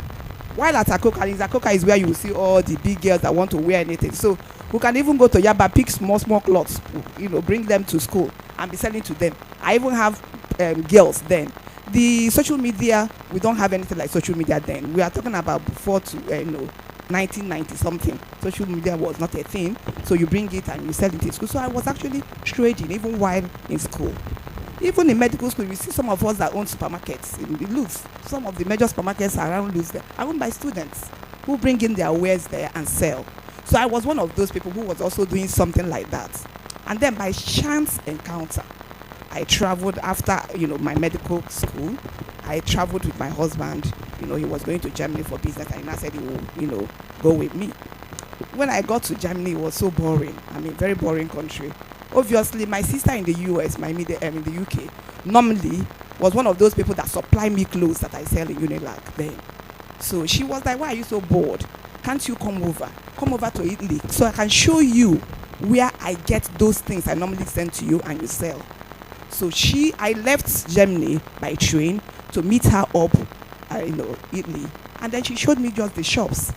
And because I have this instinct, that's the talent, I've always loved something that is beautiful. I love good things. The little things I picked that day, when I got to Lagos, I had a contact that normally sells for me most times. When I gave her those things, this woman travels to Italy herself. But those designs I picked, she said, in fact, it was something else. This woman started calling me, Madam, please, that she wants me to travel again. I said, leave me, I'm a medical doctor. I'm not into this, I'm not doing this. And she was begging me, say, I will pay your flight, I will do this, I will do that. I left her. And then she forced me, in fact, promised me heaven and earth. And then how much was I making then as a medical doctor? 50,000 naira a month. And from these supplies, I could make like times 20 of it. I was like, okay, I can do that. For the money. So I was not traveling, bringing for her until she disappointed me. That disappointment led to the development of my first shop at Alade. And one of the things I would advise you, in anywhere you want to do, anything you want to, most times you see people who have talents. Yes, I'm not saying that you can't go to the streets. If you want to really make something out of it, localize yourself where it is happening. Localize yourself well. Be it in the market, go to the market. Be like that market woman. Was going into there learning. I was able to fashion. In fact, I branded one particular shoe that my sister wore, and I saw it. And then if you remember then growing up, when you get married or you're doing your traditional marriage, the kind of shoes that our mothers wear then, one block heel shoes. So when I got married like 18 years, and then during my traditional marriage, one block shoe, they say, you cannot wear no heel, nothing. It's as if they're bringing you down to mama level. Come down to our level, this is who you are. So I hated that. I was like, why is it that they don't have shoes and bag that ladies can wear that look very good? So my sister, who was a banker then, one day bought one shoe, and I saw it, but this thing is nice. I can take it to Italy and reproduce. So I took that particular shoe, went to Italy, told the company said, they don't buy this kind of thing in Nigeria, shoe and bag. I said, but I know girls who want to wear this. In fact, I took the whole money I came to market with, deposited to this company. They assured me, they told me to come back in 3 months' time and see the shoes. When they brought the shoes was a game changer. If we have been in shoe business within 2001, 2002, it was the boom of the moment. The company even gave me exclusivity on it. So I was the only one bringing it in Nigeria. You can imagine for the first 6 months. The first 6 months, you are talking about a pair of set of shoes that when you sell, you make over 15,000. So calculate it. I heard that for many years, and so that was actually what generated the money for me. In fact, in the course of this thing, also whatever you do, you have to be creative. You have to have integrity, because it got a stage that I was able to not only succeed in the fashion, but move my money out of fashion to real estate where I am today, because most of the Italian companies started giving me credit facility. I can't mention, if I mention the kind of credit facilities I got for almost 10 years plus in Italy. So I don't have to use my 1 naira. And I have over 6 companies that give me credit facilities in millions of euros, not naira. So you can imagine that, because you have integrity. So when you build your brand and you have the market for it, because you're located in the actual place where you can sell the quantity that will make you get those brands. Most of the shoes that we are producing for me were actually my brand and my name. And so with that, you are selling to not only Lagos, Abuja. In fact, as at 2005, till I left this shoe business to concentrate more on real estate, if you are If you want to open an Italian female shoe shop anywhere in Nigeria, call it Abuja, call it anything. Somebody will give you my name. You say, go to Lagos and meet her, except you don't have big money. So you can imagine controlling that extent of business because you know what you're doing. You were able to look at what the normal, market women what they were doing, and you transformed it to become you. And then you learn also from them. Because when we started initially from the middle, the high end in Ikeja, I still went to Balogun market to deal on the main one, because that is where you have the high turnover, the one that everybody can afford with the population and everything. You get the number. So it is easy. What matters is what passion do you have? Do you know it so well? Localize yourself well. Start from, even if it's small. If I tell you my first shop in Ikeja, my husband, the day I brought my husband to see the shop. It was, in fact, it's smaller than Princess's office. My husband came inside there and said, you, a medical doctor, this is where you want to put yourself. And that was what he said. That particular small shop was what you're seeing here. Thank you. That is what is doing everything. Thank you, Dr. Rita. Thank you. She's still Dr. Rita. Oh. She's not going to remove the doctor in front of her. And this experience she shared is actually the experience Ebano has. If any one of you has read this profile, he started very small. And the reason Ebano decided to go into business was because I spoke to him personally, was because when he lost the mom, his sister was able to raise 40,000 naira then. Him, working in an office, couldn't raise 40,000 for the mom's burial. He was angry. He decided to open his first small shop in mainland before he moved here. Today, Ebano is competing with ShopRite, right? Yeah, so there's always a little start and we work on our list. Thank you, Dr. Rita. If I leave Dr. Rita today, we will not leave here. But I'm watching my time. So please, if it's your turn, understand the fact that we're working within time and people has to go home, please. Just tell them exactly what they need to know and we move on. So I will call on Mr. Mbali because you also took a special line. Tell us, how should an individual balance passion? You have moved into your passion, what you love. Well, you didn't like it, but then people thought you should do well on it. And financial stability. How did you feel leaving a full-time paid job and starting something like music that a lot of people will say, what is he even doing? How is he going to do it? So can you share an insight with us, please?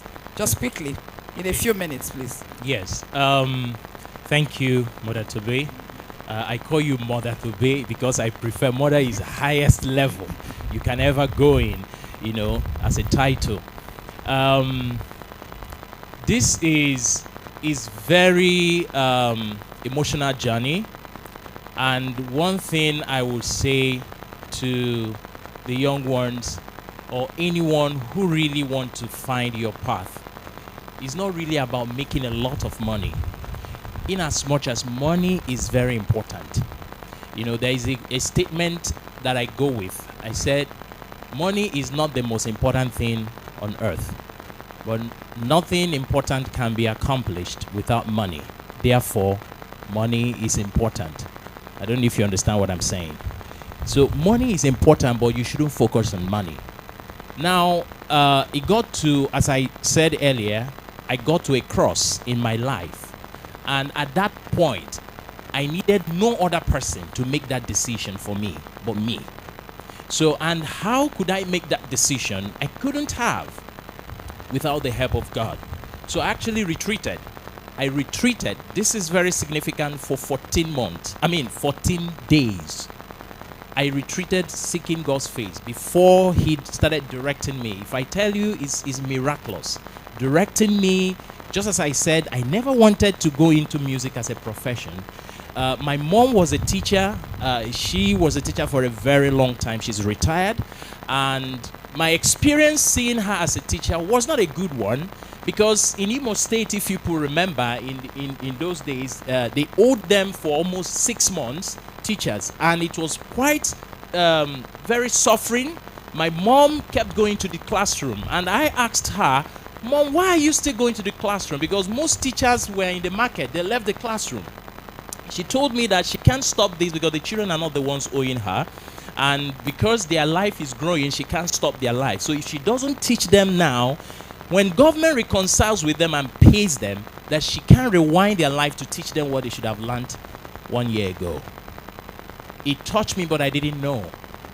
Perhaps later, when I venture into psychology, I realized that those things coded my brain that affected me unconsciously. So when I got to that cross, I had 3 choices. Then finally, God led me to go into this choice of music. Now, what I would tell you, number 1, don't have passion, but have vision. Write it down. I mean it.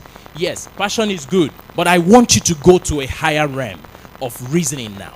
Now, do not just have passion, because your passion might be frustrated if it doesn't have a future. If your passion does not have a vision means that you have somewhere you are already aiming that you're going. In that way, all the circumstances that may come at the moment become your stepping stone. They will actually strengthen you to continue the journey. Now, when I ventured into this part, I had the first challenge. What was the challenge?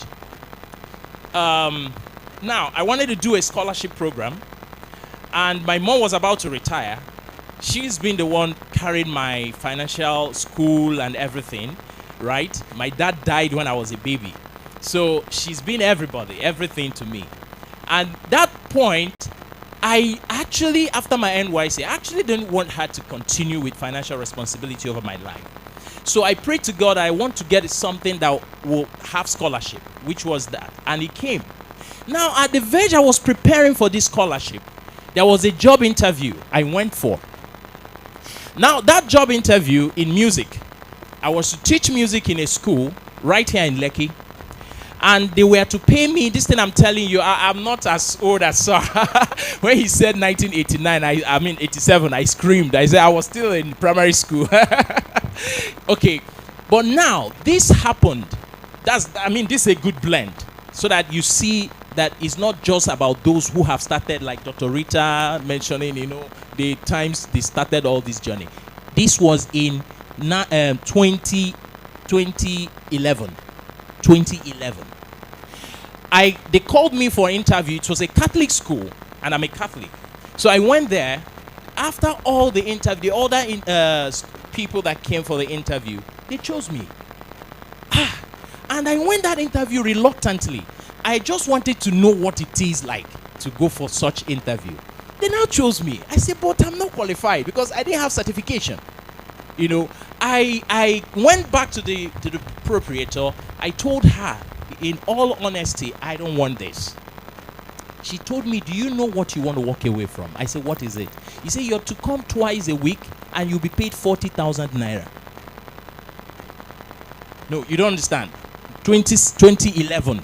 That was a lot from someone who just came out from NYC. Yes, I finished 2009, my NYC, and I have not made money. 2009, 2010, 2011. I had nothing in my bank account. It was empty. In fact, the little I had, Intercontinental, they took it. Somebody frauded me from there. You took it, yes, from my Alawi NYC.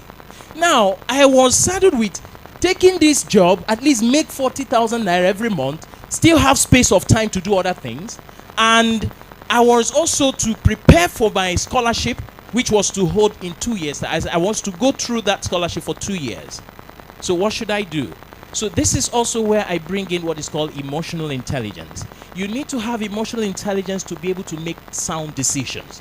Because many a time, our emotions are what compel us to actually take decisions. Oh, I need money. Oh, I'm hungry. Oh, I don't have. You want to quickly go to money. But brothers and sisters, I decided to turn down that offer and went to study for that scholarship. Because what would have happened to me if I had taken that offer, I would have been distracted.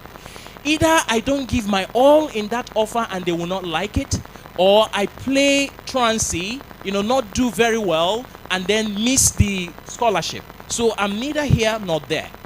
What did I do? I rejected the offer. I went straight. So you need to have vision. So you need to know, where are you going? What exactly are you looking for? Not just the money. Money is important. So when I did that, I got that scholarship. I went through it 2 years. Watch what happened. After 2 years, I got a job. Now, my first pay was 8,000 naira. That was way lower than what they would have paid me 3 years ago. They paid me 8,000 naira. That was insulting. But I took it. God helped me with humility. I was humble to take it. That same place they paid me 8,000 naira. In 6 months' time, I received 300,000 naira in that same place. In fact, I could not understand it. That was when my eyes opened that it seems there is a lot of money in this thing. You can't understand. Don't even think it. Music. That's your teacher. I'm a teacher. I'm a teacher. I teach. That's what I do. So how could I make such a money within that space of time?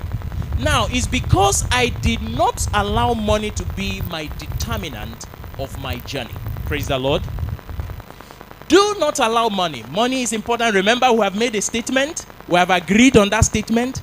Money is important. But if money is your motivator, you will fail. Because money is the wrong motivator. They've done an experiment. They got, staff. Those, they increased their salary thinking that they will be inspired and do more. They never. After a while, they went down. You can check that experiment is online. So money is the wrong motivator, but you need to have vision to go far. So when you have your vision, you follow it. Your vision will evolve over time. Now, while I was there, within 1 year, I became the best teacher of the year. The best teacher of the year. And it came with money. It came with money. It came with the plaques, the award and everything. And that was where I began to have people come and look for me right in that place. So they were asking, who is Mr. Mbali? That's the name. So they were asking that name, and from there, the whole thing escalated. A lot of people started, looking for me. And when I saw that I didn't have the space, I can't even stay there any longer, I had to leave and I had to start up my own school. So in summary, thank you. In summary, you must make sure that your major motivation is your vision. What is that thing that you have found? What is that thing you want to accomplish? Because to be honest, in as much as I am in music, but I found fulfillment in it, because through this we support families to even raise stronger children. You can see, if you see what I wear, because today is our biggest day. We're working. We have teachers who work with us, and we want to recruit more teachers. We have, as it is now, we have over 60 students, in our school, and it's growing, right? And we have international students who are also doing through online. So it's really an amazing journey. I feel grateful to God, and I feel fulfilled, even if I die now. But God will not allow me to die now. So find your purpose. Do not chase money, but money is important. Thank you so much, Mr. Mbali. I used to have, I have a colleague who says that sometimes what used to make us wake up every morning and still drive traffic and go to work because we are scared of poverty. Me, I dey fear poverty. I cannot come and meet it. So anyway, vision, mission to make sure poverty does not come into my house, I run away from it. Thank you very much, Mr. Mbali. All right, so I'd like to go to Victor before I come to our dear lady here. Victor, can you share, how can your young professionals build high-value connectivity in their early career years? How did you do it? Victor, please sit. You can go ahead, sit. I think I'd rather just stand. There's a saying that I kept in my head a long time ago. Whatever the mind can conceive and believe, it can achieve. Napoleon Hill. Say it again, please. Whatever the mind can conceive and believe, it can achieve. Before let me tell you, who has heard the story of the frog? The story of the frog. So, 3 frogs found themselves in a hole. And in this hole, there were other frogs on top. The first frog tried and tried and tried. People on top, the other frogs were saying, you can't come out, just stay there and die. You can't come out, just stay there and die. So the first one tried, couldn't make it. The second frog tried. They said, you've seen the first frog now. He couldn't even make it. You are trying. What do you think you can do? My friend, just stay there. Follow your guy.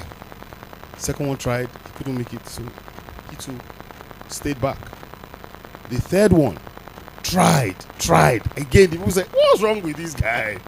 Two people don't try. You said, who you think say you be Ben Johnson? Stay there. Follow your guys. And before you, boom. The guy was at the top. So they started asking, how did you do it? Two guys tried. How did you? Asking, he wasn't responding. When they got close, they found out the frog was deaf. What I'm telling you is, remember the first statement I made. Whatever the mind can conceive and believe, it can achieve. Block your ear. When I was getting to the university, at the time, you could either want to study medicine, law, or engineering. Computer science was nothing, right? But maybe I just wanted to get into school. And then I didn't want anybody that time to say you're not studying anything. So I went into mathematics, computer science. Like I said, I don't like maths. But it's the computer that is there that I wanted. Yeah? I'm a great salesman. Let me booga a little for you guys. No, I'm serious. I'm a great salesman. I love what I do. Do you understand? Again, remember the first statement I told you. Love what you do. Think about it. Just dream it. Walk towards it. I ended up in banking. I said no. I wasn't. If you hear what everybody has been saying, passion. I was in banking, sold financial for a while. It wasn't still it. I left the bank. I was home for 6 months. But I said, look, computer sales is all I wanted at the time. I went back into the market. I started with a company called Simbanet, selling internet. But was Simbanet the top of it at the time? No. Determination. I kept going. Whatever the mind can conceive and believe, it can achieve. From Simbanet, I said, look, what is the biggest IT company around? We now had Glow and Main One. They had their own fiber. I said, God, I don't know how I'm going to do it, but you see this, one of these two places, I must enter. Instead of CV, I repackage my resume. Short, concise. We got into Main One. 2011, I was in Main One. And I said, thank God, I don't chop them. I'm with the big fish now. Because there was no other internet company that was bigger. It was Main One. I've been in Main One now 14 years. When we started in Main One, I used to tell my MD, we could only sell to 2 streets. Legally Ayorinde and Ozumbambadiwe. It was the only place we had fiber. They told us, go and sell co-location. I landed my first bank, Union Bank. We moved Union Bank's server. If you know what a server is, a server room is as big as this. We moved it overnight. Whatever the mind can conceive and believe, it can achieve. Just keep it in your head. Today, Victor Dogo, I heard channel for Equinix Nigeria. Check out what Equinix is. Equinix is one of the biggest telecoms company in the world. For you to own over 250 data centers around the world, it's amazing. It can only be God, and that's the truth. And then the determination. Again, I repeat, whatever the mind can conceive and believe, it can achieve. So whatever it is you put your mind to, just key into it. Walk towards it. There will be challenges along the way. You've heard everybody. You have to have it. There must be a story to tell. It's not all sweet. You must have a story to tell. But at the end of that story, did you achieve? I'm still growing. You don't know, tomorrow maybe, you know, myself and Toby were in LBS together. And she remembers then, I think one of our introduction, you know, I remember when they asked me, who are you? I said, I'm the governor of Bayelsa State. Yes, I'm from Bayelsa State. You know, it's still a dream. It's still a dream. So that tomorrow when you see me in government house, don't say that I didn't tell you here. So basically that's it, right? There'll be challenges along the way, but keep it in your head. Whatever the mind can conceive and believe, it can definitely achieve. Thank you, guys.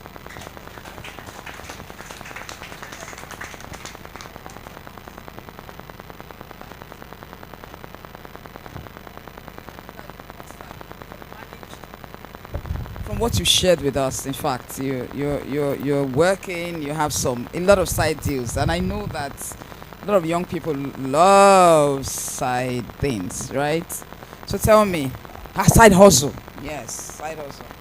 So, what were the challenges you faced thus far?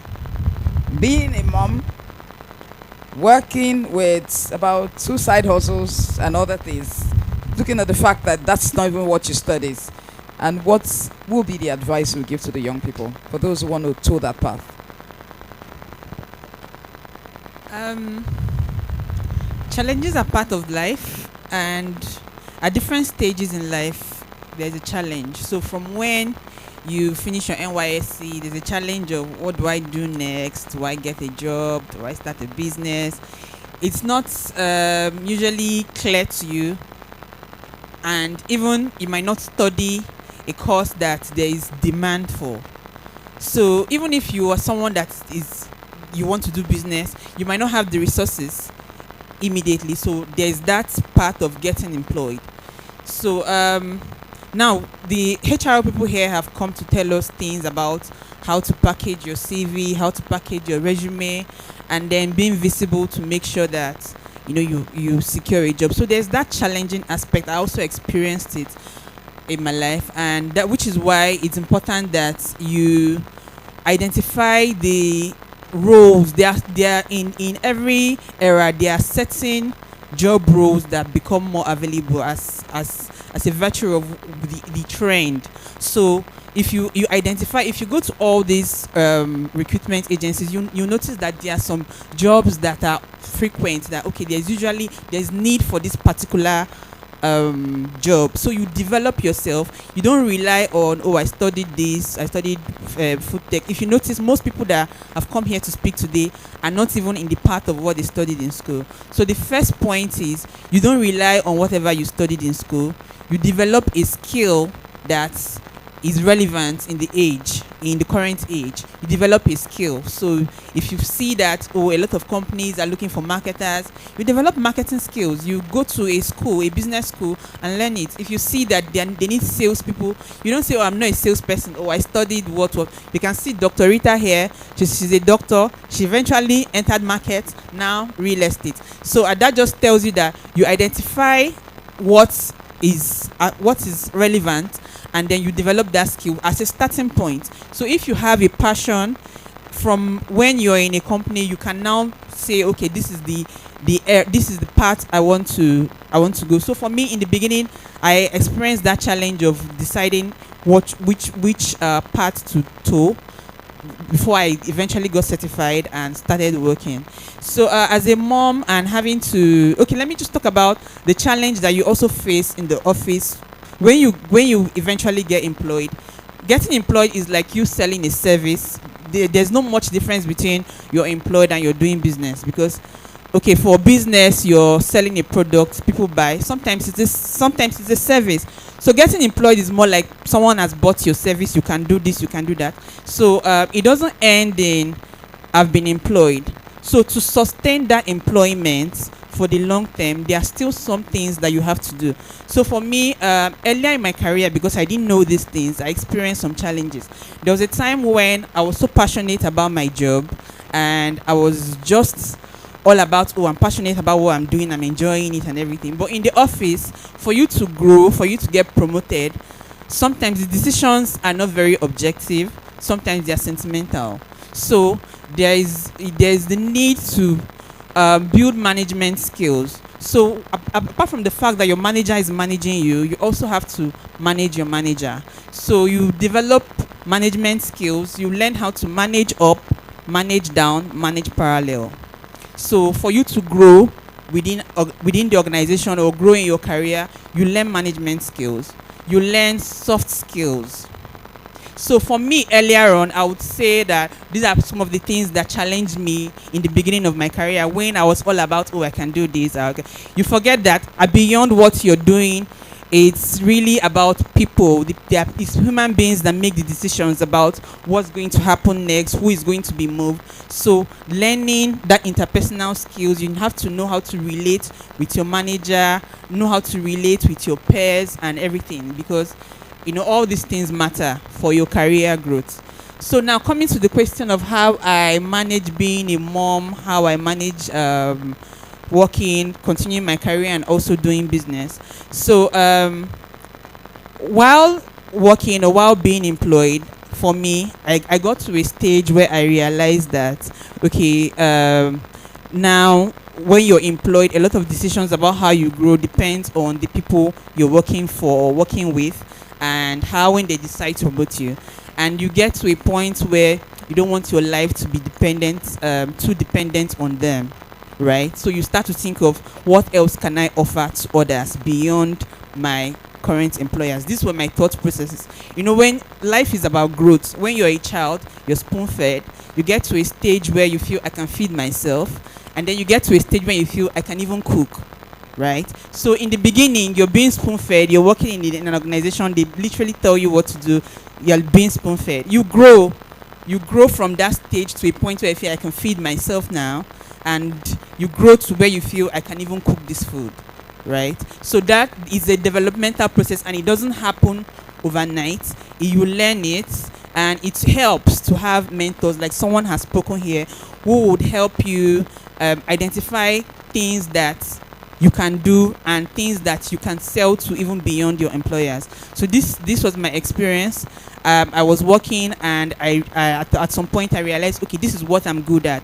I'm good at escalating brands. I'm good at projecting brands from where they are, nurturing brands from being unknown in the market to growing to achieving milestones, because this is what I've done in all the places where I've worked. So I established a consulting business which just brand escalators consulting. It just helps small businesses grow. So I consult for them. I tell them these are all the things you can do to grow from where you are to the next stage. And how did I know? It's because I had worked in a company where I did it, and I had seen that this is what I can do. So it's really something about development. You develop your mind to, okay, I can be more. I can be more than an employee. I can even cook my own food. So for me, I grew like that, from being an employee to developing my consulting business, and now to my distribution business as well. So I want to encourage every young person here to take it one step at a time. So there is the feeling of, oh, I want to resign from my job and start my business. It's a good thing. It's something you might want to do, but we also have to consider the fact that starting a business is more like having a child. And when you have a child, the child doesn't immediately start working. The child crawls, right? Your child crawls, and then the child can walk. So if you make that decision of, oh, I want to resign my job, your job is like your parents, yeah? They're taking care of you for now. They're giving you a little bit of security. So if you're in a hurry to be on your own, you have to also be ready for the consequences of, okay, I'm on my own now. So do you want to be born and immediately, do you think you would run immediately? Or don't you realize the fact that you might have to crawl for a while before you can walk, and then before you can eventually run? So this is just to say that if you are already employed and you're looking into, I want to do my own business, you might also consider the fact that maybe you can start small. Everyone here has advice about starting small. Start small, grow your network, grow your capacity before you eventually make that big decision of, oh, I'm finally leaving my parents' house to stay on my own. Yeah, thank you.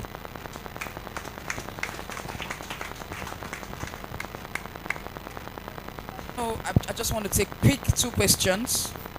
If you quick 2, yes. 1, 2. Great. Pass. So when you want to ask the question, let us know who you are channeling your question to, or is it a general question to any of them? Thank you very much. Good afternoon, Father. Good afternoon, everyone. My name is Onyekachi Labuchi, and I am a growing HR professional. So my first question is to Dr. Rita, while the second one is for Mrs. Oyinye. So Dr. Rita, my first question is for you. Being a seasoned business owner, starting from where you started from the shoe Brandon, and then to the real estate right now. So I want to ask, what were the roadblocks you encountered being in business? And then how are you able to conquer them? And again, what would you advise us as young youths of present Nigeria now for funding for business? Because, I mean, I was into business actually, clothing for ladies, corporate ladies, branding. So, but daily bread keep taking my funds away. So, what would you advise in terms of funding? How would you source for funds and then to grow our business? And then my second question goes to Mrs. Oyinye, because I mean I like seeing women at the top because the bottom is way too crowded. So what would you advise? What would be your personal branding advice to startups like me personally? Thank you. Okay, thank you. The challenges, okay, for us, yes, being a woman is actually a problem, and then the people you're communicating with, the people you are selling your product to. I remember I said I started from the high class in Ikeja and went to Balogo. Obviously, you have to come to their level. That's one thing. You have to humble yourself. You have to humble. There is so much, you gain from humbling yourself. So you have to come down to their level. Most times we'll come with this attitude of, I'm a professional, I'm a medical doctor, to Balogu. Obviously, if you're a medical doctor, you shouldn't be a Balogu. You go to Lutz. If you're there, you're a market woman. So see yourself as that. You have to put your mind to that so that you can serve the people and be able to get more from them. As per you talked about the funding, right? You see, funding is something that's why I said start small. Do you know in business, the people that stayed in business and still making it up till today, there are people who grew with their business. I've crashed within the course of my business. I've crashed. I've had a case whereby I crashed, everything left. My account officer kind of like did a lot. But you know what? Because I started from small, I could go back to that level and come up. But you see the people that, the reason you see a Yahoo boy who made millions, give them 3 years, they will sell the cars, sell even the wife, join. Because they just met money. They don't even know what to do with it. The only thing they do is to buy the showbiz, which is not for you, showbiz is for them, for show. And they will just do the showbiz and nothing. In 3 years, they are gone. But if you know how to start small, your funding will come. Banks do a lot of funding. The suppliers in business now, that's where your integrity, when you have to define yourself as a good Catholic girl, that when somebody gives you 1 naira, even while we have a lot of small brands. When I say I say to people in Kano, Abuja, most of them will come. They want goods of 5 million. But they just come with 1 million naira. We also give them the same credit I receive from there. It goes down here. But they pay up within a month before I will return the money to the owners. So apparently, if you are consistent, you will see funding. If you're consistent, that your supplier can start from giving you 100,000 to 50, 20, and all. And you will keep increasing. And most importantly, locate yourself where your market is. Don't go because you have money. You go to Ikoyi or Victoria Land, pay for shop of 10 million. How many people enters there? Majority of them travel out to buy their wares. You hang it there. Who are you selling to? Go inside the market. When you go there, you see people who come from north to buy things, Kano, Cotonou, because you see the main buyers that will give you the turnover you need to even get that credit facility that aspiring to get. Thank you. I have a word. Can I just quote this quote for them? Just write it. Write this quote. The wisdom to manage your success, to manage and sustain your success, is in the process. The wisdom to manage and sustain your success is in the process. Thank you. So I didn't get your question correctly. So you wanted to ask about personal brand for yourself or for your business? Business, sorry. For your business. Yes. Okay, so it's business brand. Okay, I would say that for a new business, first off, you need to identify who you want to sell to. So, like Dr. Rita has clearly said, if you're selling in the market, you don't want to waste too much resources on. You want to come down to market level. So if depending on what your product or your service is, if you want to sell to people in social media, you're targeting the youth, and you feel that that's where your audience is. So your approach will be different. You have to think of the customer. So in business, it goes beyond I'm passionate about this or I like this. When you want to convert that passion to value, your thoughts will now be who would consume this product or service. So you think about the customer, and then you brand yourself in a way that you feel is suitable for your target customer. So there's no fixed line. So depending on who you want to speak to, if you're speaking to, of course, if you're speaking to the market woman, you're going to use a different language compared to if you're speaking on digital media, you're speaking to younger people.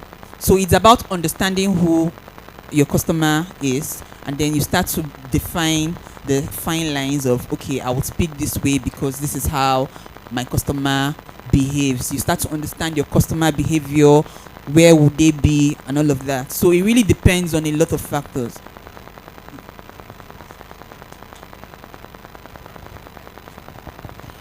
Good afternoon. So my question is this: everybody kept on talking about how you need to get a mentor.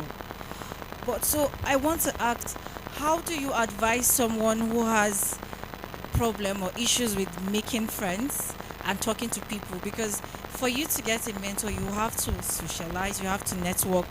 But then again, there's this fear of, when I talk to this person, there's this attitude that comes with it. Some people give attitude, especially to the female. I'm sorry. Especially to the females, there's this attitude that comes with it, and it just somehow drains you. So how do you advise me to get a mentor? Because I feel like getting a mentor to me is a bit hard. Thank you.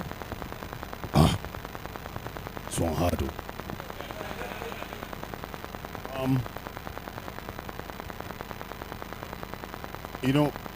I always tell people, I heard someone talk about branding. You need to create a niche for yourself. I always see people stereotyping. I see it a lot, even in my company. Today we always say it, we call my CEO FKO, but whenever it's almost like as if FKO says. So you see some people, the way FKO is pissed is the way they are pissed. The way FKO is happy is the way they are happy. What I'm trying to say in essence is create your own niche. When you want a mentor, you're not supposed to photocopy your mentor, right? Pick a few things from your mentor and add yours to it. So your mentor doesn't feel like you are dependent on the mentor. Yeah, I understand, female, you want to have a mentor that is a guy. He's probably trying to put a wall to say don't come too close. Note, within the time he says hello, how are you, good afternoon, see me, don't see me, you've picked a few things. That's the truth. Just hello, how are you, don't come, stay away, come, sit down. You've picked a few things from him. So pick those few things and then add yours to it. But don't think you can just crowd a mentor. I don't know if that makes sense to you. Okay, that's not the question. Let me allow him speak, then we can take it on. Maybe we can take it on when the HR people come also. Yeah, while Mr. Victor Dogu was speaking, something came to my mind to put in perspective what he actually said. And that's how I push our children. What he said, there is a law around it. That's what is called the law of natural attraction. And what does that mean? What it means, just as he said, believe in something. Do not have any doubt that you will achieve it. Don't doubt. Definitely there must be challenges. People will tell you don't go, you can't achieve it. And make the first step. It is not enough that you are believing or that you are resisting challenges, but you must make a step to achieve that. And once you make that step, what happens next? Nature will support you to achieve it. That's the law of natural attraction. Believe in it. Don't have a doubt that you will not achieve it. It has worked for me, worked for my family. She knows my family very well. I can tell you instances where my daughter said, no, it's not possible. I said, yes, it is possible. And a school outside Nigeria changed decision because we made a step. And she's there today. That's the first one. The second point is, who has read Donald Trump's inaugural presidential address, January 20th this year? Go and read it. Because when you read it, it will lift up your spirit. It happened to me. Sometimes you have one or two issues that are bringing you down. But look for things you will study that will bring you up. Just people are talking of mentors, when I'm talking of, there are many things you can read that lift your spirit. I won't say anything about that. Take it as an assignment when you get home. Read it, get across to Sister Tobe what you must have understood. Thank you very much. Thank you very much. I'd like to say, let me just quickly touch on what she has asked and from what they have all explained. Mentoring is in two ways. Someone can mentor you from a distance, right? If you are the shy person. I know a few people here who felt I'm mentoring them from a distance, right? Somebody can mentor you from it. So that means that there's something about this person that you like, that you want to continue with, right? You look at it and you follow it. Then, like Mr. Sylvester said, you can take a step to actually meet the person. It's either a no or yes. A no or yes doesn't kill anybody, right? It's until you know that it's a no, then you know it's a no. You cannot sit inside your house and be sure that it's a no. So you just take a step. I would like you to mentor me. And you stay within the boundaries of mentoring, because a lot of time people are scared of picking up someone because it goes away from the boundary of mentoring to something else. Mentoring is mentoring, right? So if you identify the person that you want to mentor you, you could do it from a distance. I had a boss that mentored me from a distance. She never knew she was my mentor. But everything about her, I read up, I watch her, and it's not everything about her I took. There are some challenges, some mistakes she made. I picked the one that I wanted to pick. But you can walk up to the person and say, I want you to mentor me. And the person becomes your mentor. So take that. What we're saying today is, take a step. That your step might lead you to the biggest success that you're looking for. It's either a what, a no, or a yes. And you never know what it's going to be until you take a step. So I want to say thank you to this panel. Please clap for them, please. Remember, they did this. We're not paying them. We called them and they responded. They have a lot of things to do today, but they decided to come. So Victor, Dr. Rita, Mr. Mbali, Genevieve, I could always call you that. Mr. Okere, who accepted to do this just yesterday. Just yesterday, please. I am honored. Thank you very much. Thank you very much. And I pray that you have made impact in the life of these young ones and some other people. I don't know how many people are online. Who can tell me how many people are online, please? Do you have a lot of people online? About 20. Wow, that's good. It's consoling because when we started today, I was thinking, Chai, did we make a mistake? Hi. Oh my God, I had to start praying. Oh, not be smarting. So, it is the turn for the experts, the HR people, the HR gurus. Where are they? My people. So, I would like to call Jane, please. Jane, thank you for staying. I know she said she had an appointment somewhere else. And so, I'll. Louis. I'd like to join Kelvin because Kelvin is not meant to be there. Kelvin, come on, please.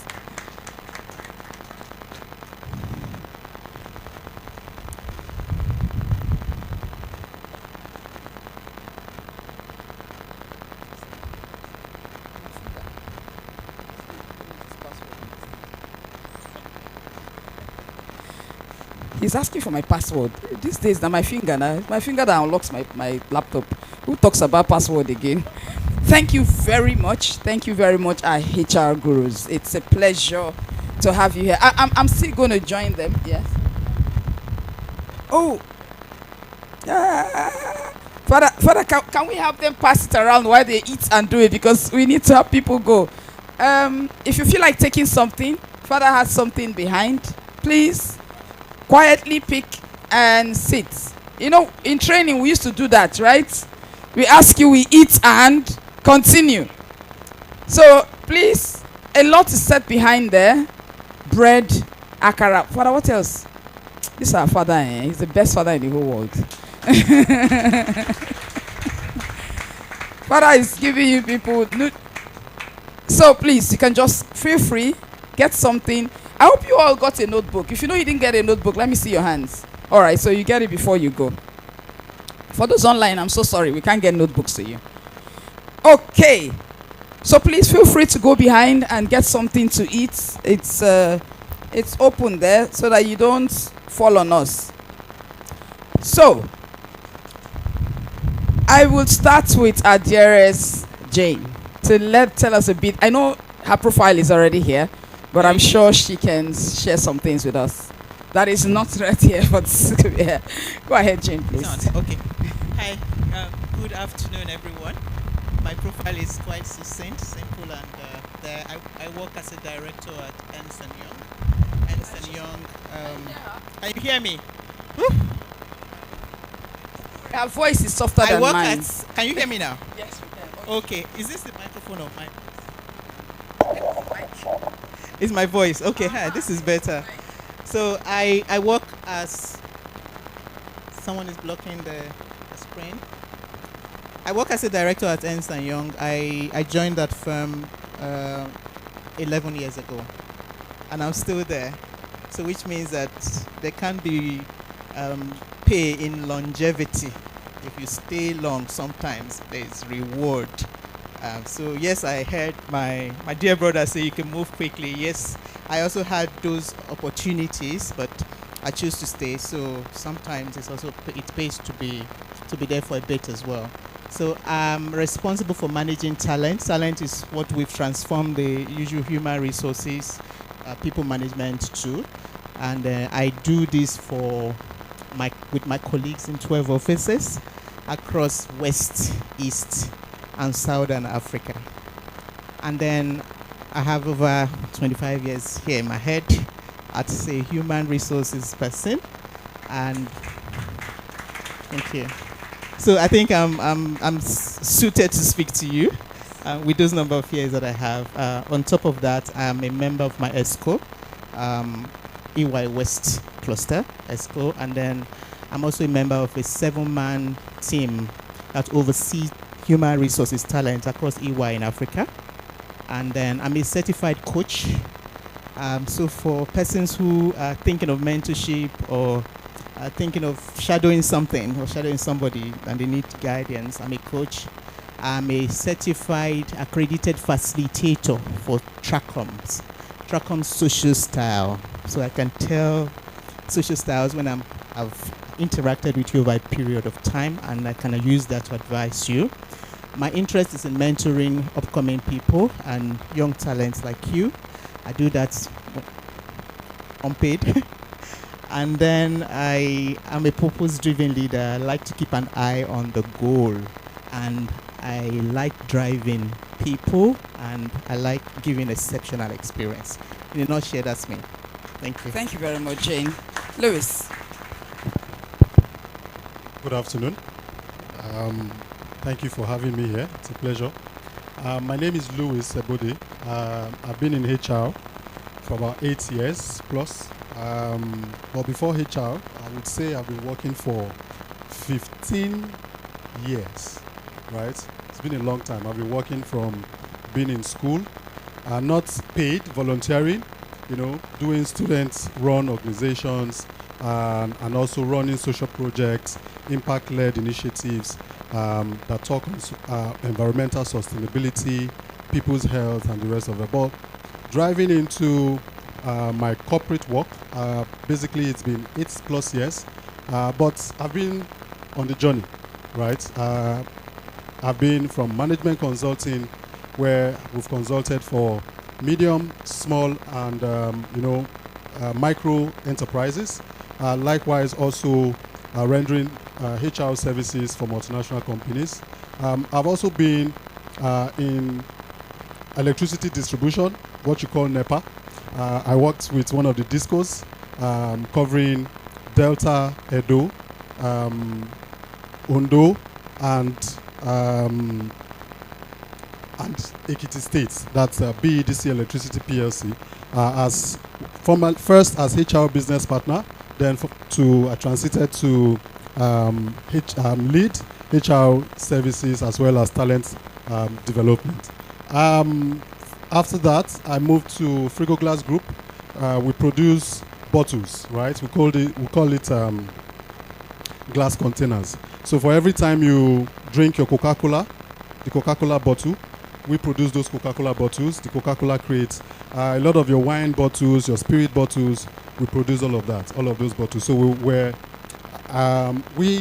Frigoglass is the biggest glass container manufacturing company in Nigeria, West Africa, and Africa as it is. Then I joined IHS Group, IHS Towers, as the senior specialist employee relations. So after work, I hold a bachelor's degree in linguistics and communication studies from the University of Port Harcourt. I also hold a master's degree from the University of Benin, International History and Diplomacy. I'm currently pursuing another master's degree in in industrial and labor relations, I beg your pardon, from University of Nnamdi Azikiwe University. Okay, right? So it's still a journey for me. I still hold my professional certification from the Chartered Institute of Personnel Management, and likewise the Nigerian Institute of Training and Development. I like building strong relationships and enhancing people, organizations, as well as maintaining optimism at all times. I'm a very, very dedicated person. What I tell myself is that I'm my biggest critic. When something doesn't go well, I'm the first to tell myself, right? So that's that for me. And I enjoy networking. I enjoy traveling. There's hardly any state in Nigeria that I've not lived in, because of work, right? And that transmits a lot of experience for you as well. So I enjoy listening to music, and I'm also married with two very beautiful boys, two amazing, handsome boys. Thank you, Lewis. I'm sure a lot of you were not here when some people know me only as finance in Harvest. All right. My name is Tobe Chukwuelogo. I know I'm popularly called Tobe, but I like it very long because it makes a meaning when it is Tobe Chukwu. Unlike this young small boy here, I've been with my company for I think 23 years. I joined them straight from NYSC. Yes, I joined them straight from NYSC, and I've done several things for them.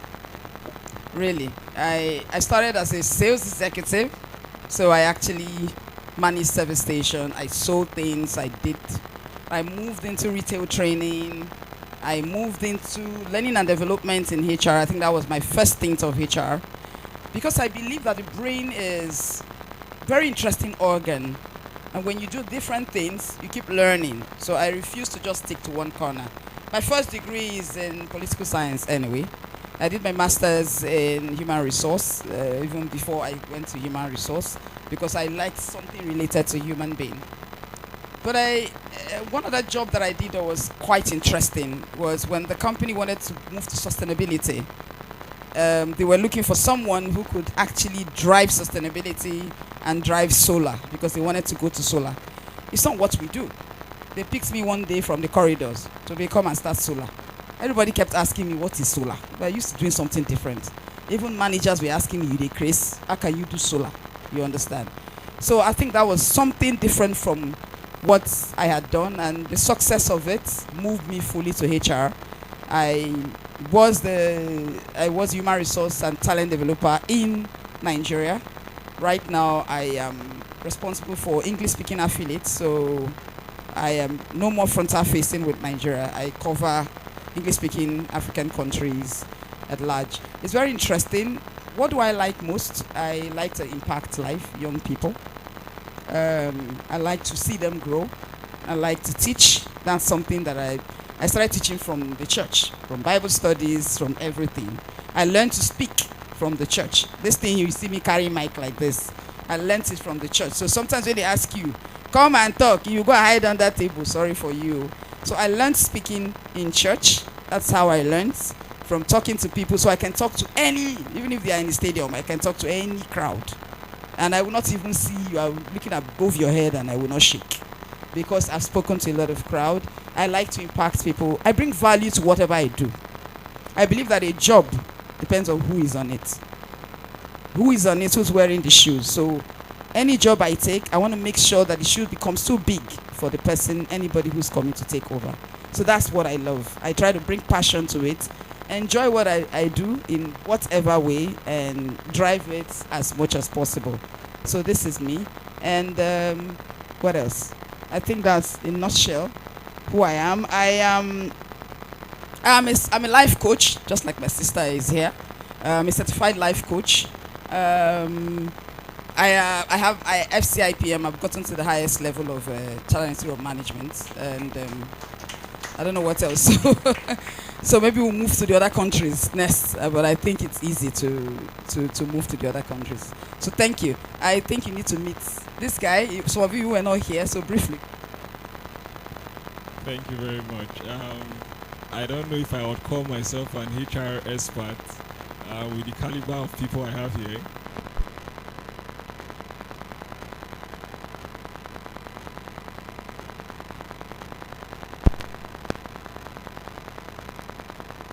I would address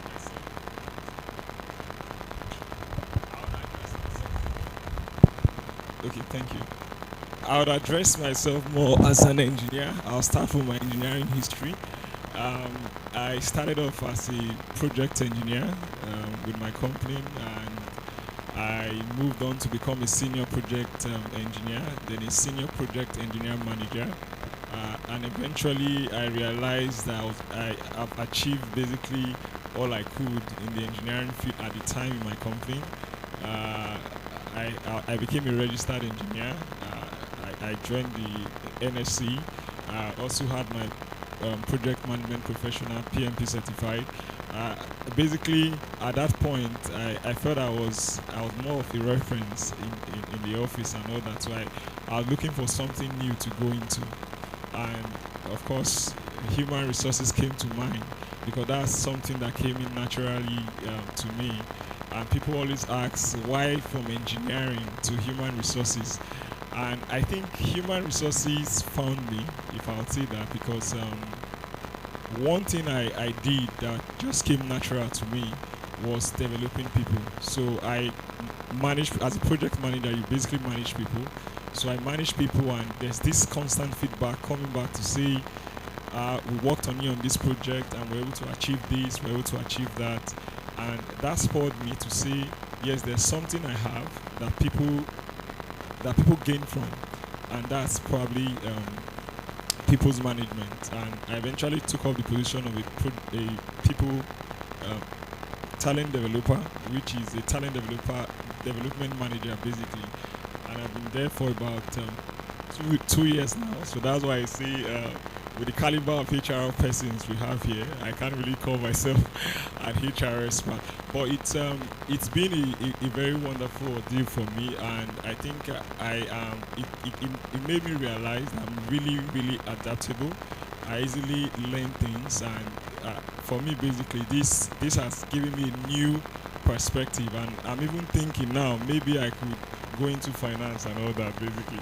So that's me in a nutshell. Not to take much of our time, and it's been a pleasure being here. I've learned a lot, and I'm looking at more mentors to add to my to me, really, to my profile of mentors, actually. Thank you. Thank you very much. Thank you very much. So I'm going to take just 3 questions because we're out of time. But then I will take 3 questions from you so that we can leave here on time. Please, we've already taken some of our time already. So we'll allow you have some time to maybe do other things, network and all. So I would like to start with my sister, Jane. What are the emerging trends in the industry today? What can you say? Thank you. So I think before I respond to that, let me quickly chip in for the lady who wanted to know how to get a mentor, additional to you. Great. Apart from our brother, Mr. Kere, who has little or no presence on the social media, excuse me, I think most people that you may want to choose as your mentor, they might be somewhere on the web, on the net somewhere. This is just for you you would have identified them. Then this is just for you to know about them. So it's good to know who you want to mentor you, and then it's good for you to also articulate what kind of mentorship do you want from this person. Is it academics? Is it work? Is it personal, home? Identify, articulate what you want mentorship around, and then you would have to put things down on paper as per your objective.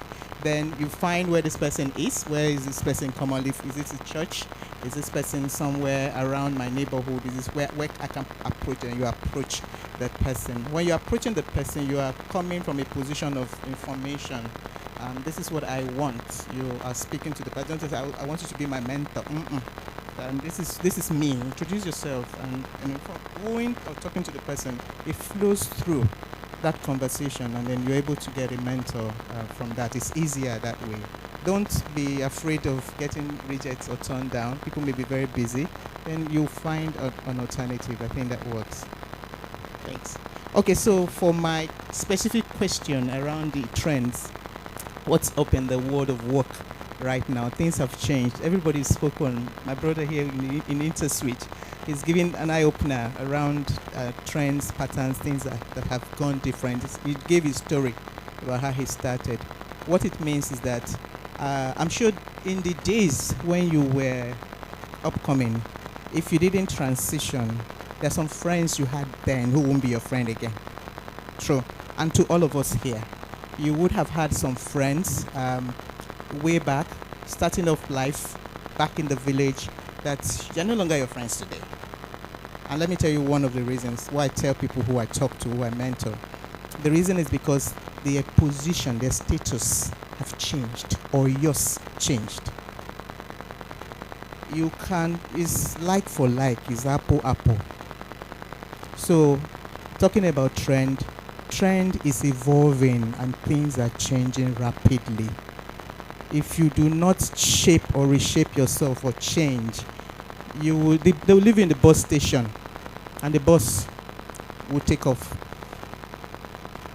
So please, when we're talking about trend, yes, we'll give you theories, conversations around what are the things that are changing. You can find them everywhere on the net, but the truth is that move with the moving train. That's the message.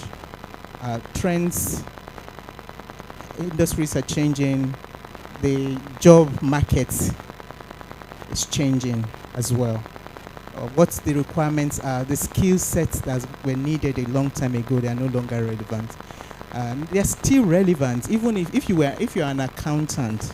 Just know that today, I work in a firm that professional services, we do audits, traditional audits, tax. Those are areas of our focus, some of them. But today, we don't do audits the way audit was done before. We have positioned within audit. There's digital within audit. There's analytics within audit. There's technology risk within audit. There's forensics within audit. So audit is not the way you knew audit to be a long time ago. So if you were thinking that, oh, I studied accounting, I'd like to be an auditor, so let me move in and come and work in an audit firm, you will survive better if you equip yourself with technology. And then when you come in, we will place you better and will recognize you better, and you will track faster if you come in with these skills. So from an experience perspective, so digital transformation, AI, we've overflowed that. It can do everything for you. Not just doing for you, you need to learn it. You need to learn what it is. You need to be able to use it. You need to be able to use the tools that are available. And then, what skills are in high demand? You need to be familiar with them. Now we're talking digital. Now we're talking analytics. Now we're talking cyber security. Because everything is online, and so organizations need to guard themselves. So there's more demand for those skills. Automation, a lot of integration is happening. So these are directions that firms, organizations are looking to. So even if you do not have those skills today, there's something we call future fit skills. Something we've introduced in my firm, future fit skills, where even you being a tax person today doesn't stop you from earning what we call badges. Go and learn and get certifications in digital, in AI, in certain badges that will be needed for the future. That's the recommendation that we place. So that's what I'm telling you here today. Equip yourself. Then we have the world of work being hybrid. I go to the office whenever I want. There's no set rule as to how many times I can go to the office in a week or in a month. But because of the role I play, I make it a point of duty to be in the office at certain times, just so that we don't lose that teaming. But generally speaking, the world has changed. COVID made us realize that we can do so many things at home or from anywhere else. So I work from home most times. My colleagues work from home, but we manage them from home. So what are the two skills that are required? Digital.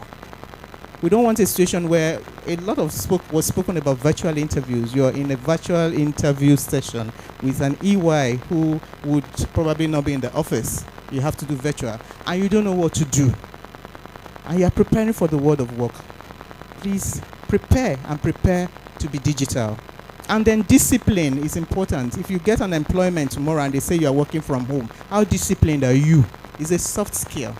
But you need to be disciplined, because the same way demand will be made of you to perform as someone working physically is the same demand that will be made of you virtually when you're working hybrid. Nobody's going to say, oh, because you're working at home, oh, NEPA went down, something went wrong, this happened, that's why the report could not come in. No.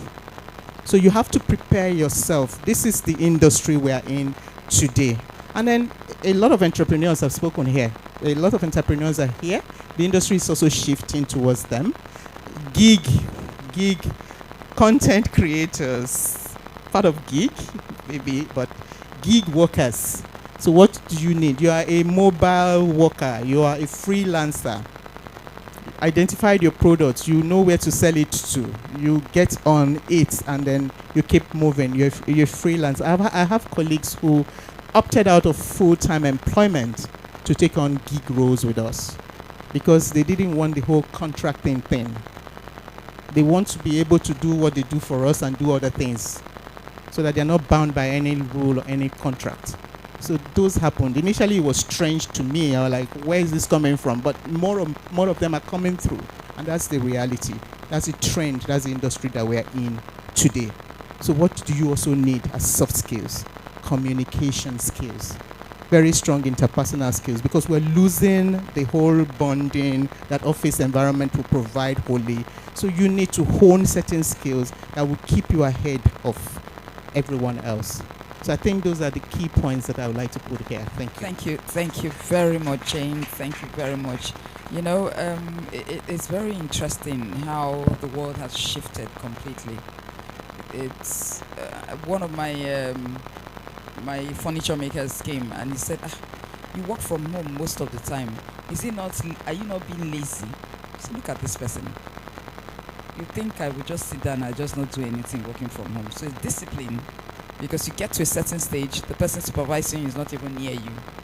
So how my boss is not in the country. So she's not seeing me every day. But being disciplined to know that work starts at 8 a.m. and I close at a certain time and I'm on my desk is important. And that's where the world has moved to. Thank you very much, Jane. So, I'd like to ask Louis. So, Louis, what are the CEOs looking for today in new hires? What do you think CEOs are looking for? What competencies are we looking for? Okay, I think when you attend interviews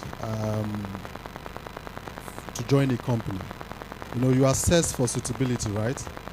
They want to check if you have the right fit, if you have the right attributes, you have the right skills and all of that. All that is important, but the major thing that people look out for is adaptability. Are you able to adapt in this new environment? Some companies go beyond to do culture test, for you. They want to see if you can fit into the environment. They want to see if you can fit into your team. Having checked your personality type, what is your personality type? Some will check all of that for you. They'll set you through some tests. So adaptability is key. Your ability to adapt to changes is very, very important. I once had someone I worked with, and whenever I asked her to do something, she would tell me I can't. Sometimes it could be as, okay, maybe when you're coming back, could you get, printer consumables? She'll tell you she doesn't know where to send it. I don't know. Every time it's, I don't know how to do this. I don't know how to do this. But she's losing out on the opportunities to know how to do it at that time, So one day I sat her down and said, see, this idea of I don't know how is strange to me. Yes, I admit that you could have certain deficiencies. You don't know how to get to point A from point, or to point B from point A, or acquire some things. But it's really important for you to see the opportunity to learn how to do these things. And I painted a scenario, giving an example with another colleague, and I brought the guy in, not knowing we were having a conversation, and I called him to say, please, can you tell me how to get this thing? The guy said, well, he doesn't know how to get it, but he would try. He would make an attempt to get the item I demanded. So he went and came back. He didn't just get the item. He gave me the specification of the item. He told me how to use the item, because he was told how to use the item. So he learned a whole lot from doing what he had not done before. So she was still seated when the guy came back in. And I said, you see, this is some of these pointers. Not to criticize you, just to let you understand that you can learn so much more from doing something you had never done before. It could be a case of somebody giving you a spreadsheet that looks, turns your eyes around. Can you walk around this spreadsheet for me? Can you help me put this thing together? And you say, I don't know how to use Excel. I don't know how to use, Power BI. The tools for you to be able to use these things are available. The formulas you want to use, they are available. Sometimes it could just be asking questions. So that adaptability, knowing that you should be open to change, then you need to learn to collaborate. Someone mentioned, somebody who doesn't know how to make friends. How do you approach mentors? That was the question. Yes, I understand there are, introverts, there are extroverts, but sometimes these are pictures we paint in our heads. We tell ourselves, I don't know how to make friends. I'm a big person when it comes to making friends. You leave me here in 5 minutes, go and come back. You brought me here, but I'm all over the place. I'm already interacting with everybody. And you that brought me, you don't have that interaction at all. And you're wondering, how come? How are you doing it? it's not so easy. I learnt it. I used to be the guy that would stay in my own corner, leave me in the house for the whole month, particularly after secondary school. Everyone was still going to school. I was waiting to get into school. I would be in the house. My mother would come back and say, "Did you even leave your bed?" I would say, "No, I've been here." She said, "Go out, mingle, play with your friends." So collaboration is key. I learnt it. It was a deliberate thing because you can't work in silos. You must work with people. You must need support from people. You must need attention from people. It could be a very large team, for instance. You are in human resources, there's another guy in supply chain, there's another guy, and you would think they are not connected. There's no relationship between these teams. There is. You must need something, but it's your ability to collaborate. It could even be in your team. Now we're talking digital. There's digital collaboration now. Do you know how to, collaborate on shared drives? A document is being hosted on, OneDrive, Google Drive. Do you know how to access that document? Do you know how to collaborate? Sometimes I do it with my team. The document I upload online, I've worked on it offline. I'll upload it. I said, let's collaborate on it. And you can see the timelines of each person, what they have done. You can see the history. So I would tell who didn't check out the document at all. So sometimes when they think they want to fall my hand, right, they don't know I've already done it. But just to give everyone an insight into what we are all doing, I upload the document and say, guys, let's collaborate on it. And you could see that people don't know how to collaborate. Innovation is another thing people look out for. When CEOs, we're talking about CEOs now. CEOs are always thinking about the business. So you too should be bringing about innovation. Innovation should not always be the very, very audacious one, but the simplest way of doing things. I remember my immediate past employment. The first report I was given to do, they gave me the template. And I asked my supervisor at the time, and I said, "Is this the template you use?" He said, "Yes."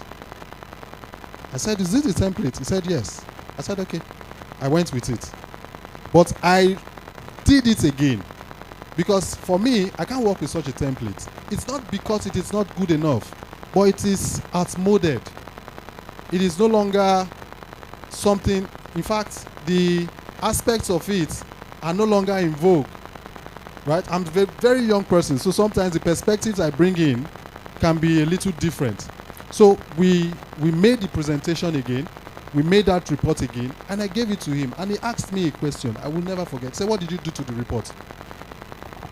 I said, "I didn't change it." He said, "I know. You didn't change it, but what did you do to it?" I said, "I just made it more appealing." He said, "Whatever you had done."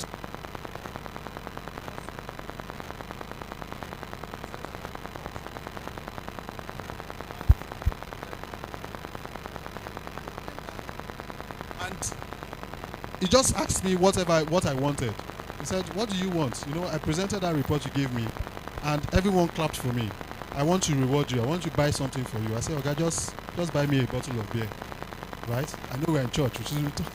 So, but it was something we had a good laugh about. So we're talking about innovation, your ability to think beyond what is now. People are talking about cost cutting. Are you the type who cannot work on digital platforms? Paper is going away, right? You can work a whole year, you won't see paper. Some companies now are even trying to do away with printers. What they are doing, they're just buying scanners. So if you think you want to print anything, you can't print, So you should be able to think out of the box always. There is a new thing coming. Sometimes you have to always think ahead of it. And then technological competencies. I think we have said a whole lot about it. You need to demonstrate that competence in technology. Every time there's a new innovation coming up, every time there's something new. I think DeepSeek came out and everyone, it shook even the New York Stock Exchange. Donald Trump had to give a speech on it, on DeepSeek. So we have to constantly think about what is out there, innovation, technological capability, and above all, your emotional intelligence. Are you the type who you're very too quick to anger? You know, somebody says this, you know, and especially I have a colleague, if you send him an email and if he felt hot by the email, just the way he felt, he will respond to you like that. He would write you as though he's speaking to you. And one day I asked him, I said, why do you write like that? Take some time. You must have felt offended by that email you received. Just leave your desk for that moment. Take a walk. It could be, you know, just having another conversation unrelated to that email. Calm down before you respond. Because sometimes you respond in another way. So a lot of us, for those of us who are not working yet, want to transition into the workplace, right? The email communication is not like the regular WhatsApp communication. So it's more formalized, you know, it's more measured. You know, there's far greater consequence if you write indiscriminately, you know, just the way you felt. So emotional intelligence, because so many things will offend you at the workplace, right? So many things will offend you. So just those are some of the things, in my opinion, that CEOs want.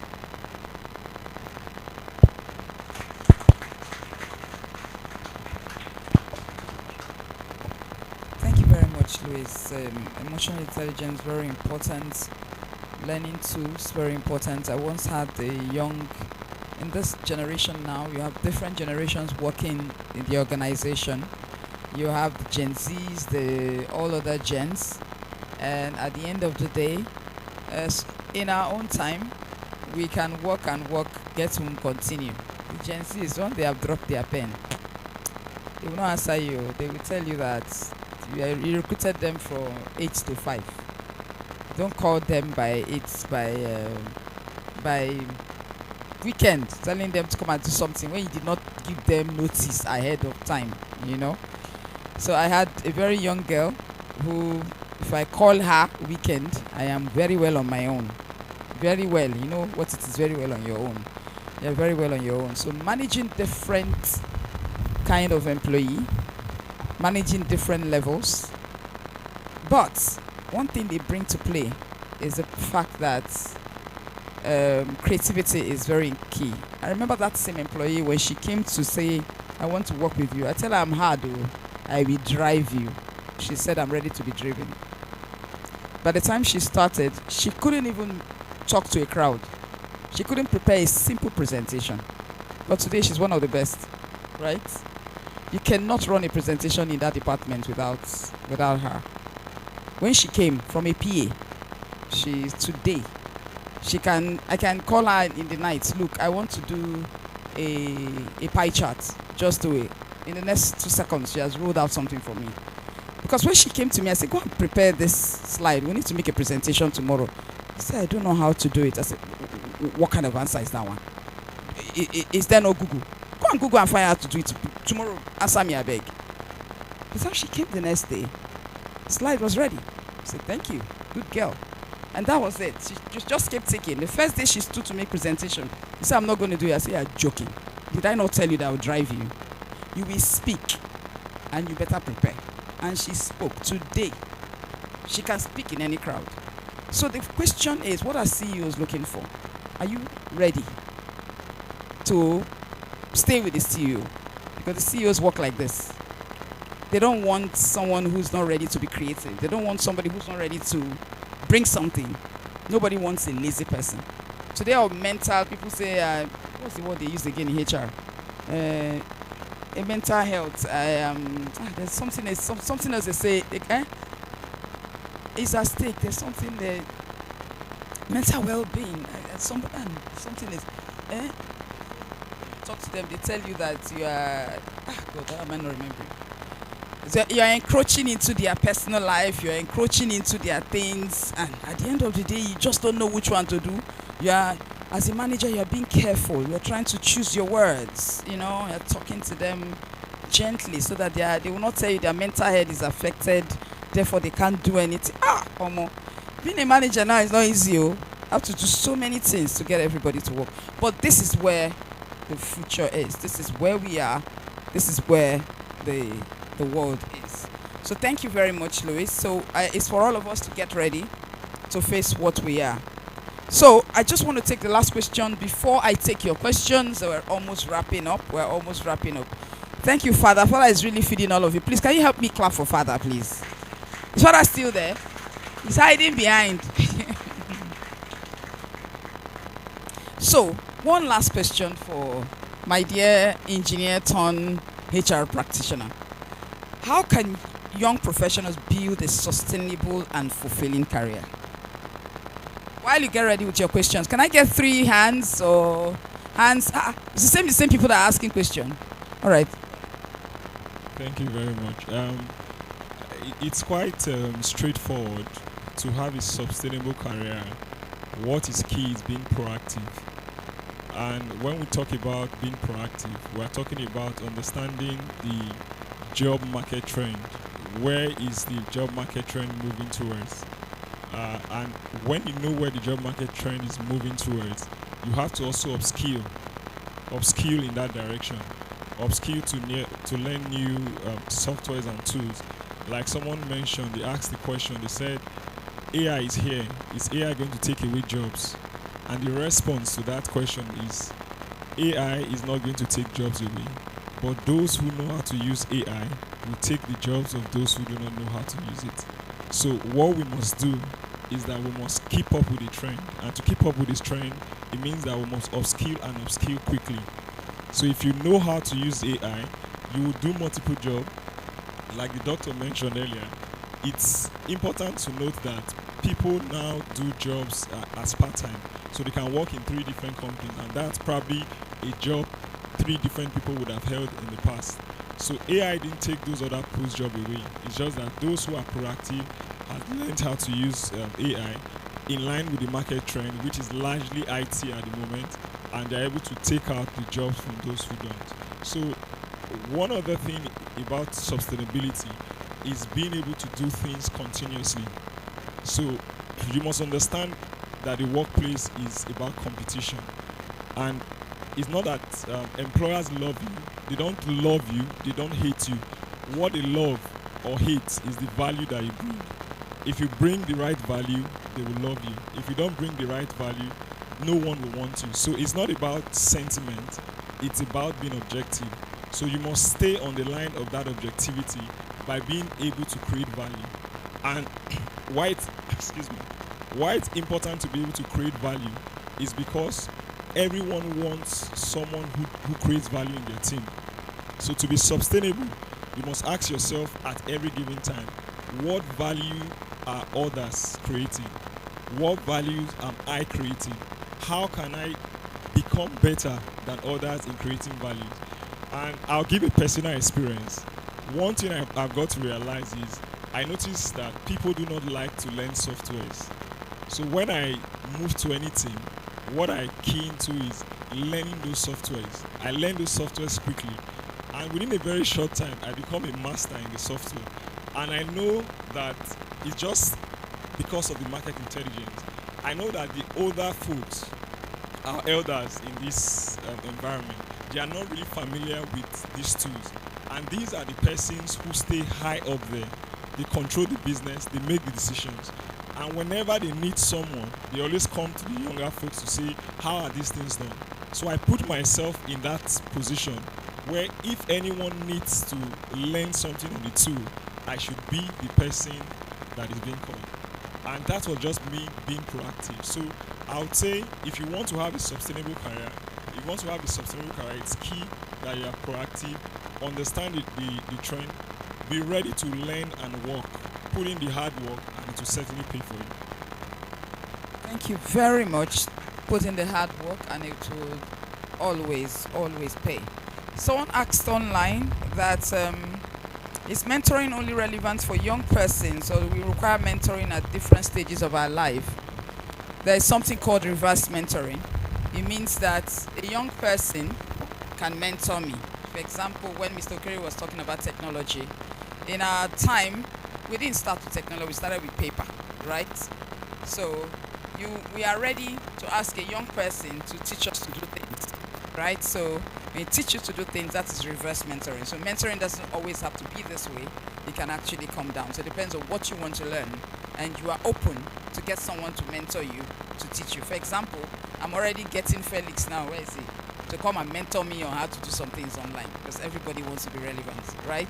So getting the right, knowing what you want and going after it is very important. So who next, please? The question. Thank you very much to my senior colleagues.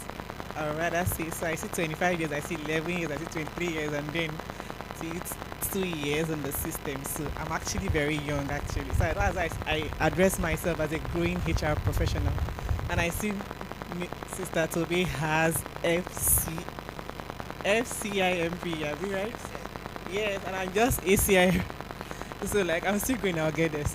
So my question is to you, Sister Toby. So I currently have a DC now about the Gen Z. Yes, I'm a Gen Z though. So, but apparently what she said about, what you talked about time factor. So she said is a nurse. So she said she was done with her night duty and she has already handed over, so she can attend to the next person that came for medication, and that was it. So according to the nurse that reported, she said she was actually rude, and then it became a DC matter. And to be honest, I don't know what to do.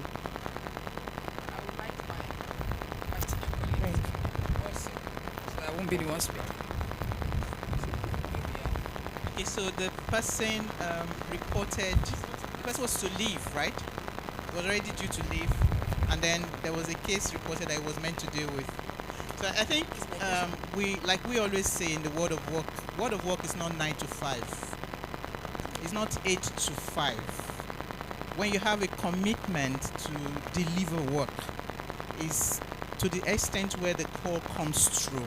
We will not overburden you by taking your boundaries, but at the same time, where there is service to be delivered, as the representative of that organization at that point in time, it is your duty, if you're the one called. It's just like when we notice it in shops sometimes, when people are running shifts and one person is about to leave and another one is about to come. What happens typically is when the other person who is to leave, they will say, I'm done. Meanwhile, there's a customer standing right in front of them, right? I'm done, and the other person will attend to you. It's wrong. It is wrong. To the customer, we don't know your closing time. So what it means is that that person would need to be given some disciplinary, some warning, some conversation.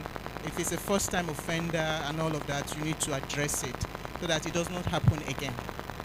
So I think that's it. Just to add a little, every company has policies, right?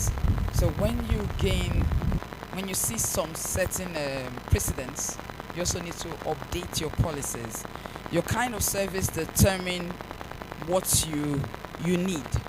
For that kind of service, someone cannot just walk away because people's life depend on the person's presence. So if the organization does not have policies that covers this, it might be at this point as a HR director or HR manager to look at reviewing your policies to make sure that when the person is recruited, the person at the beginning knows that you just cannot step away because lives are involved until there is a good takeover. There are some jobs that you can do it, but there are some you can't try it because things will really go wrong.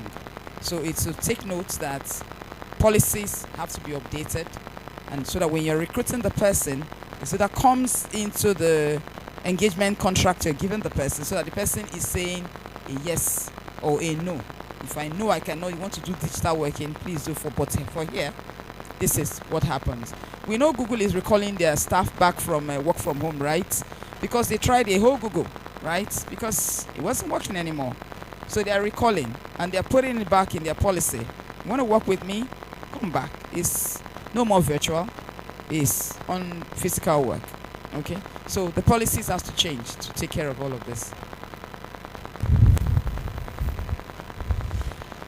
I have 2 questions and 1 plea. So my first question, earlier when the first speaker was speaking, that not now, before the panelists, we said something about tailoring your CV to match the position you're applying for.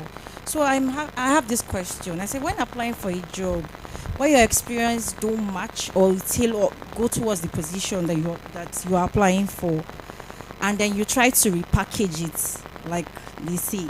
Isn't that fraud?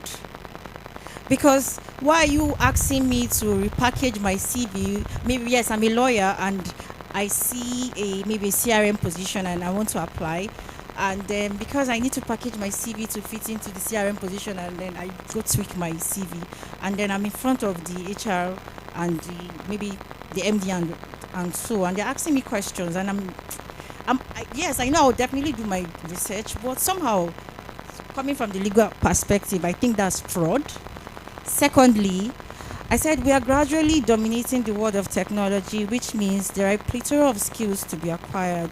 So why do recruitment firms or companies still require class of degree? Because you want to apply for a job, they say, oh, first class only, second class upper only.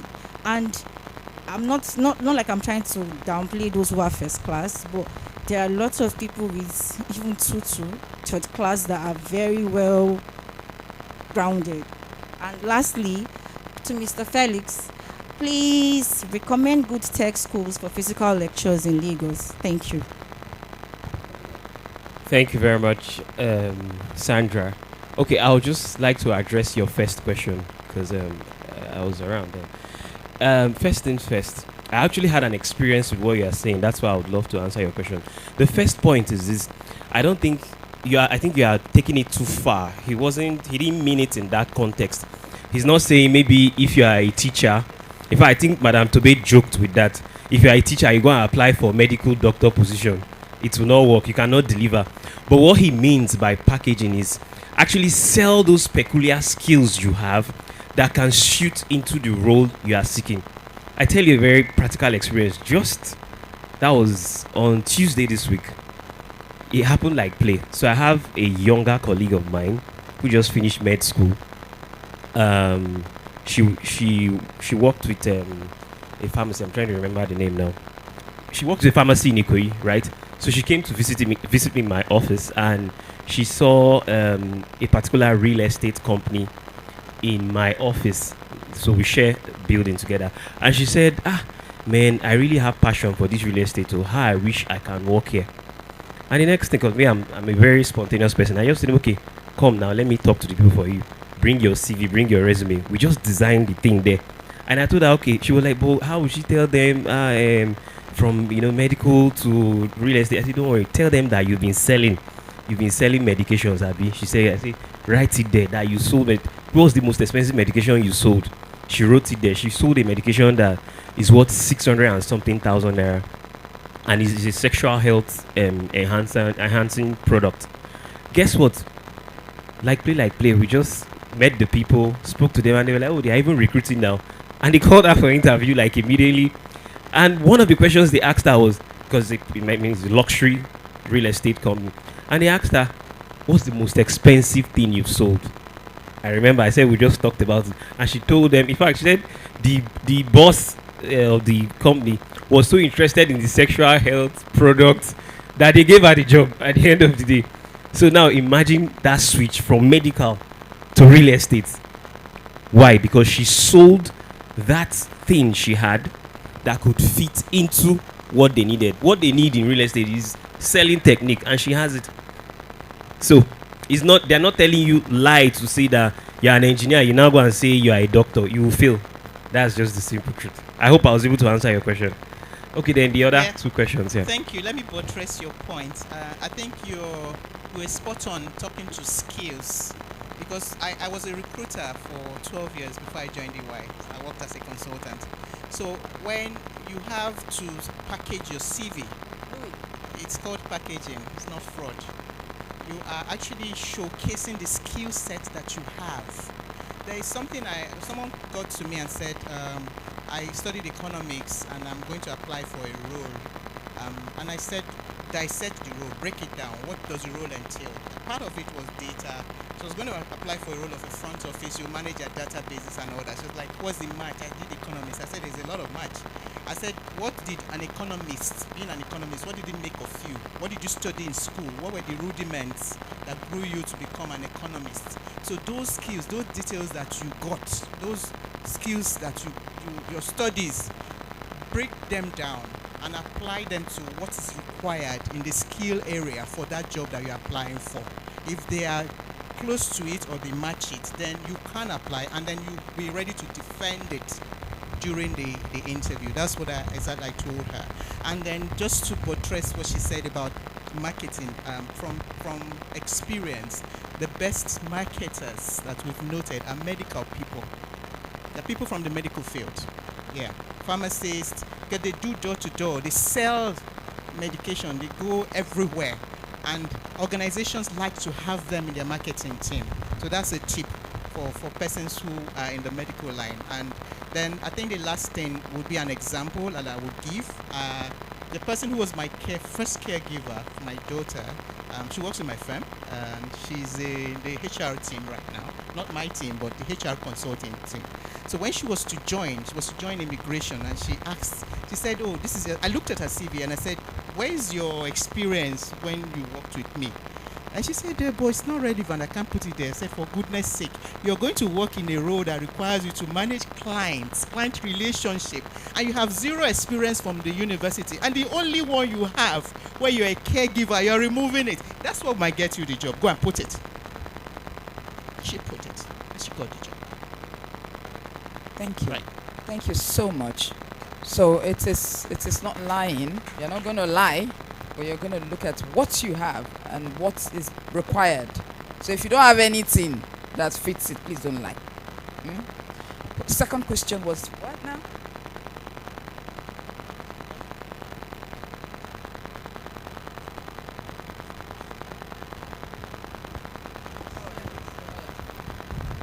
Said we are gradually dominating the world of technology, which means there are a plethora of skills to be acquired. So why do recruitment firms or companies still require class of degree, whereas there are actually people with lower class who have definite skills? So I want to know why there's always first class only, 2-1 only, when there's someone with maybe second class, lower, third class that is probably very good.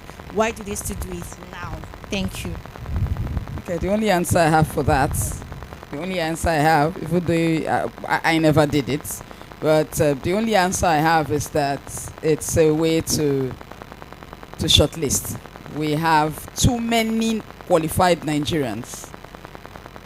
Yeah? Am I correct? We have too many qualified Nigerians. You release a job online for 1 week, you are getting 15,000 applications. Even in South Africa, they don't have that. They are begging people to come and work. In other African countries, they are begging people to come and work. In this our country, the moment the company releases it, bam, it has gone viral. Before you even press send, it has gone viral. LinkedIn carry, everybody carry. By money, by the time you check, you're already seeing, the next money, you're already seeing 2,000, 3,000.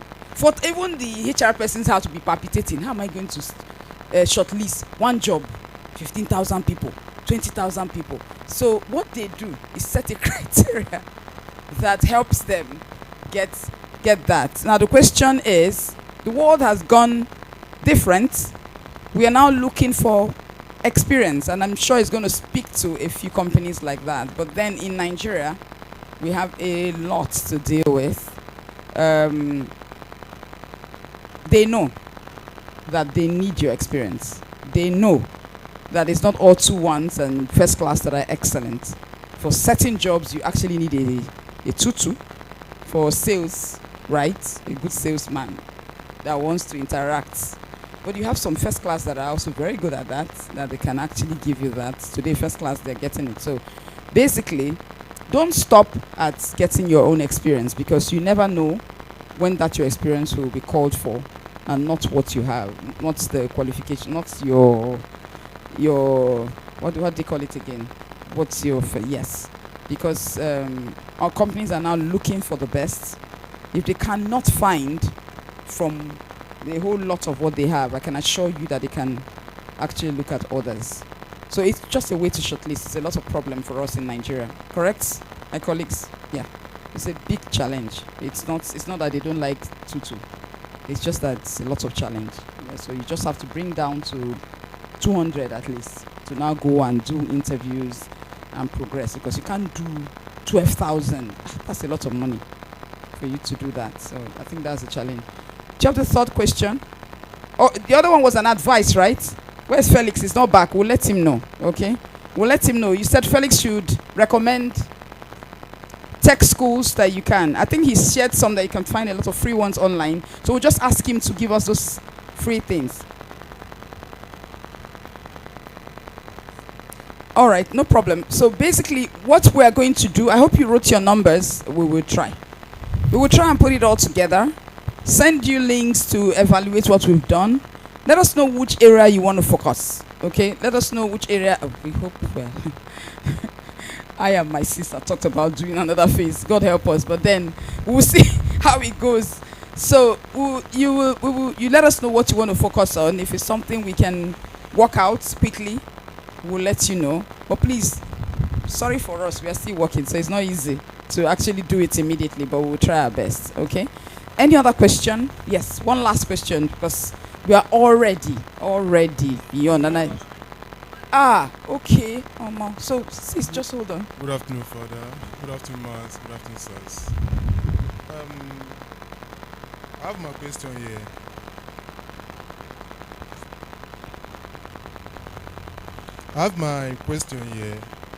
And my question goes to my brother.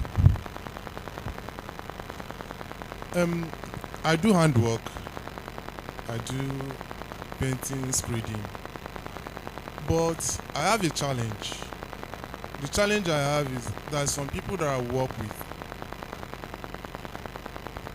at the first time, we will negotiate price before I start the work. But after the work, the price we talked in the first time is not what they will pay me. They will bring up one excuse or the other. And that kept on discouraging me from what I'm doing. The reason why I told this because the first panel they said that thing you do that gives you joy, that makes you happy. This work I do makes me happy, but I'm facing this challenge. What will I do? Dr. Rita, who's going to answer?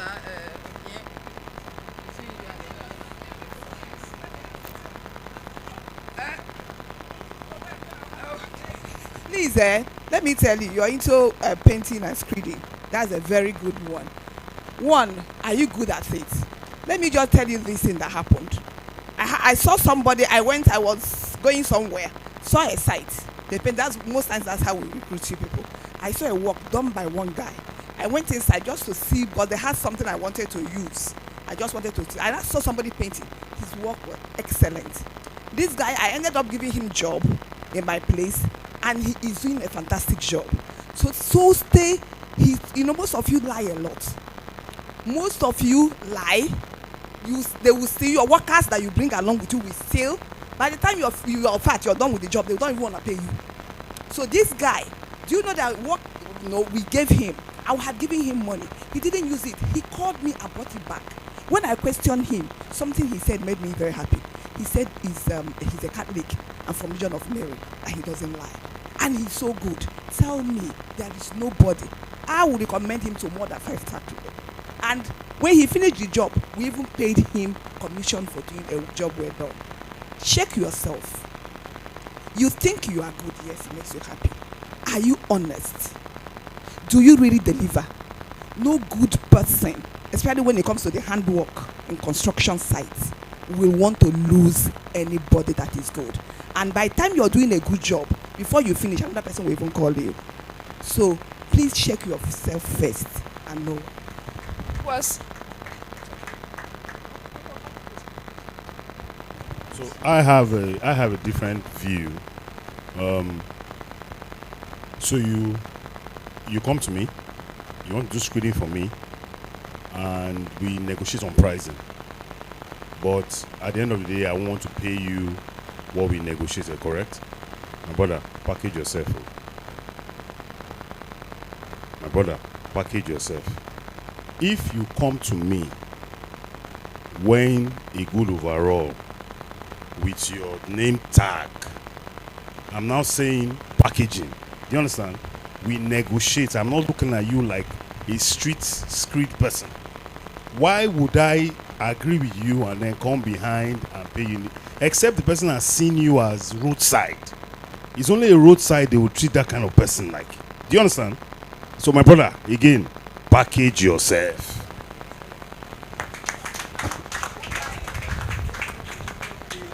We actually discussed together, so that's what I wanted to say. Package yourself, brand yourself. Introduce contract. When somebody wants to deal with you, bring documents you sign, so that it can be enforceable by law. So personal branding, that's what we talked about. We've talked about personal branding. So last question. Is this for this? Is it for them? Good afternoon, everyone. Please, my question is, I don't know if I should say it's a problem I have with HR. There's this discrimination they have between HND holders and BS. When you've not given the HND that chance, opportunity to give out what he or she has, you people always target BS. And whenever the HND applies, wait till now till tomorrow, the person will never say a feedback. Then again, why do you people always ask for an experience when you've not given a chance for that person to get that experience? Then again, you always ask this question in an interview: what do you have to offer? If I don't have anything to offer to a company,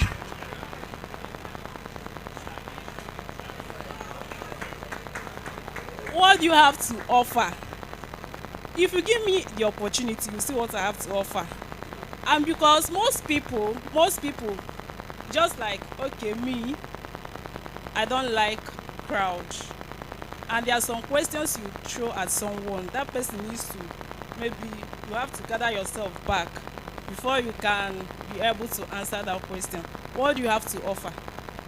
I'll be like, if I don't have anything to offer, at least give me that opportunity. When you give me the opportunity, you know what I have to offer. I might not be able to tell you then, but practical, not really theoretically, but practically, you can see what that person have to offer. So basically, that's HND and BS discrimination. All right, so for the HND, thank you very much, sister. For the HND, because we're trying to wrap up so that we can, for the HND and BSc, it's I think this is actually related to a few companies, not general every company. So you need to look at specifically companies who have these barriers. Some don't even look at it. They value both of them together. So maybe you need to look at the companies that has that. In terms of your second question, which is experience, that is why there's NYSC. And it's a very beautiful thing in this country that when you finish, you will do NYSC. So please don't take exemption. Don't go and say you not do your 1 year serving the country. It is very important. Don't be lazy about it. You get a very good experience from that point. Let me also tell you, HND, when you do your HND, before you do HND, OND, you do 3 months working in an organization, right? Sorry, 1 year working in an organization, that's experience. So there are so many experiences you gather that when you're not putting together your CV or yourself, you forget that those are experiences. They are. Even when you are selling in your mother's shop, it's an experience. So it depends on how you put it together. When you sell, you are managing somebody's small business in the house. It is experience. So the question is packaging your self-brand. Then the last one is, what do you have to offer? When I started my own presentation, who can remind me what I said that has something to do with what you have to offer? For those who are here early. Self-awareness. When you look at the mirror, who are you? That is what you have to offer. What are you bringing to the table? What is the competence? What is the value? Who are you? What experience are you bringing? So don't let us see that experience. Tell us, in all the time that you have been doing so many things, what do you think you can bring? Looking at the company, I talked about when I was making my presentation, before you go and apply to any company, you need to research about the company. You don't just walk into an interview. You need to know what the company does. How do I fit into this company? What will I do if I enter? Don't just tell me, first give me the work. Don't worry, I will do it. Nobody will employ you like that.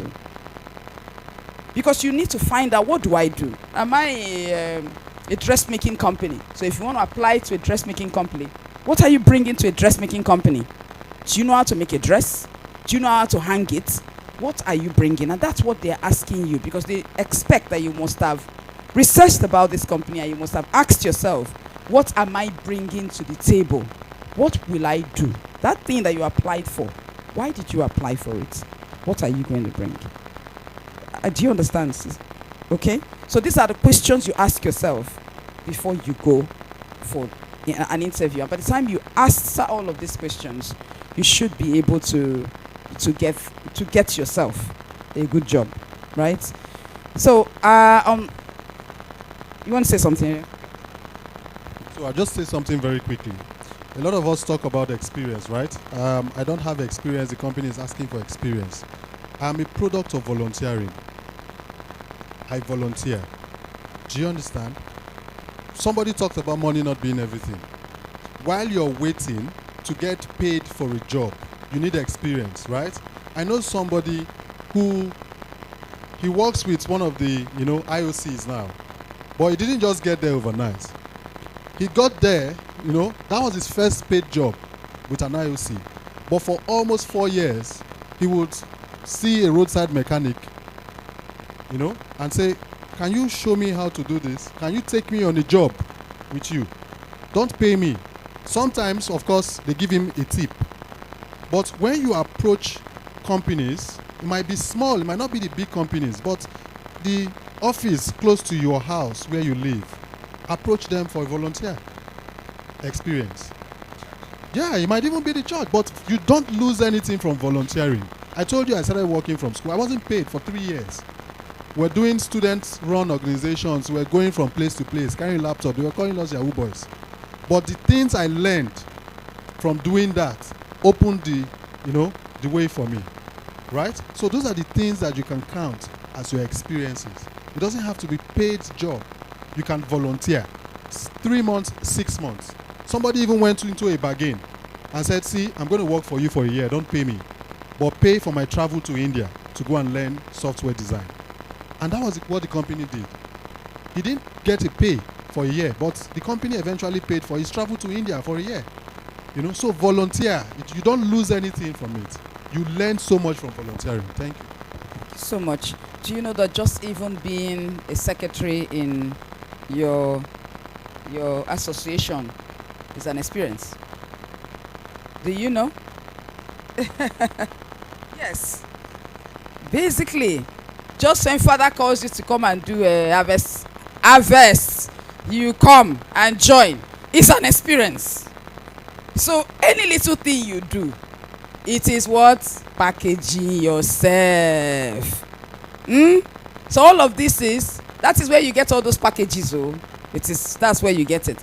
These guys that are spoken here right now, he goes into his CV that he spoke to people like you. Tomorrow, if somebody needs him to speak in a big event, that speaks for him, right? So basically, it is what? Packaging yourself. So give yourself that opportunity, and you will see that you have your CV. So on behalf of the parish, I'd like to say thank you. Thank you very much. Thank you very much. Thank you very much. Thank you very much. Thank you so much, sis. Thank you so much. So please let me clap for my colleagues who took time. Some of them are not Catholics. They are not Catholics. And one of them was already at what was this program last night? NSPPD. He has not even slept. So and he's here. So say thank you very much. Thank you so much, my colleagues. I do not know. When we started today, it looked impossible. In fact, at some point, I had to call Chris. We had to go and pray because the rain, it was as if something was saying, this is not going to happen. This is not going to happen. But to all of you that are here, for those online, thank you. You are only telling us that this dream is worth doing and is an encouragement to keep pushing. So before we are going to have a Kahoot game, and after that, yeah.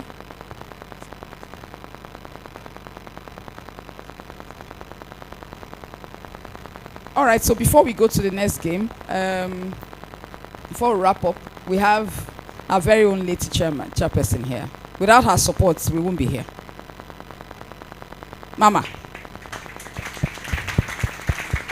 So she heard about this, she ran with it. She told me she wanted 100 people. I say, yeah, 100 people. Where are we going to keep them? So at least she made everything work. Thank you very much, ma. One church, one lady. So I don't know what to say. I just want to thank Tobe, and I miss my secretary, Stella, because this dream that has come true today was since last year. Soon as Tobe just whispered to her that the young people at the parish are like to do some kind of training so that they can do something. I think Stella didn't allow her rest. When are we going to do it? When should we do it? And of course, you cannot do anything in a parish without a parish priest. By the time Stella had already fixed the date, and he did not get an approval from Father, and he spoke to me, I said, you have jumped the gun. But anyway, nevertheless, let me speak with Father. If somebody wants to bring a good thing to our parish, indeed to the youth, I don't think Father will be against it. And I just spoke to Father, just standing, that Father, there is this program, career clinic, and it will not cost us anything. We just need to give them a platform to talk to our youth. And Father said, no problem. That is what the foundation prayer was about. We should be better this year. When is it? I said, Father, it's Saturday. He said, no problem. I said, Father, it's after Mass. He said, fine, let them come. I just texted Stella to say, go ahead with the plan. Father has given approval. And that, but I'm worried about Epiphany. You bring such a program, and I know there's going to be some kind of facilitators that we possibly may not be able to pay. And I don't want them to come and be discouraged and see some 2 or 3 or 5 persons in the place and maybe speak to an empty audience. Then I was with Tobe to say how many have registered, because I have the capacity to open it up to SS Philip and James Youth. I can open it up to Divine Mercy. I mean, their platform to say, please, youth, come and enjoy, come. And she told me, like, how many am I? I said, I'm thinking of 100. It doesn't matter. Just even coming to stand and hear something that you cannot afford to pay, why would you not stand? She said, where are we going to keep them? I said, they can stand. He said, okay, I have 40, 45, I'm comfortable with it. I said, with the kind of facilitators you put on ground, the many people that hear it, the better for us. It is a seed. You spread it in the waters and you never know how it will germinate. So I sincerely thank her for the zeal, the energy. It's not easy. And truly I want to thank the facilitators. They said they are not Catholics, but they are evangelizing. They're wanting us to be better. So I want to pray that you take all of what you've learned today into practice, think through them, talk about them, and be the better for it. Why will the church want you to be better? Because if you are better and you are making the millions, you at least you remember to come and pay tithe, isn't it? So we want you to be very good, and next time we want some of us here to be facilitators, and we can go ahead. And I'm not happy that I'm not seeing the Sion president here. He's not around. Where is the vice? You know why I'm particularly, I like to drive things home. Sion will say they're in the parish, they don't call them, they don't do this, they are discriminating, they are I had brought the night of Semula, I brought something we took to the Sion platform, voicemail. You now went to them, Sion, do this. Nobody is going to pack money and put in anybody's pocket. That time has passed. We are in Tinubu area. You just have to be relevant or they pass you. So this was targeted at the youth and the employable. Look at your CV. Some CVs are empty, 5 pages, they are unemployable. So I'm sure you've got through all of that. Rejig the CV, and if there is no job, find job for yourself. So sincerely, I'm here to thank Father Beneko, who, if he said, "Doctor, you did not tell me about this program. In fact, there is no time on Saturday. Think about it." We will not be here. So good programs. So clap for Father, please. No matter how good a program is, if it does not have the approval of the parish priest, and if when they told me, I said, look, I told people to write what the activities they want to do in the year. And Stella made sure she put career clinic in the program. And the first question I asked her, this thing that you want to do, is it in the planning? He said, doctor is there. I said, okay, if it's there, it will be done. So it is good that this thing has happened. And we prayed about it, and God answered. Father, we cannot thank you enough. I don't know why Father is so serious. Father, are you applying for something?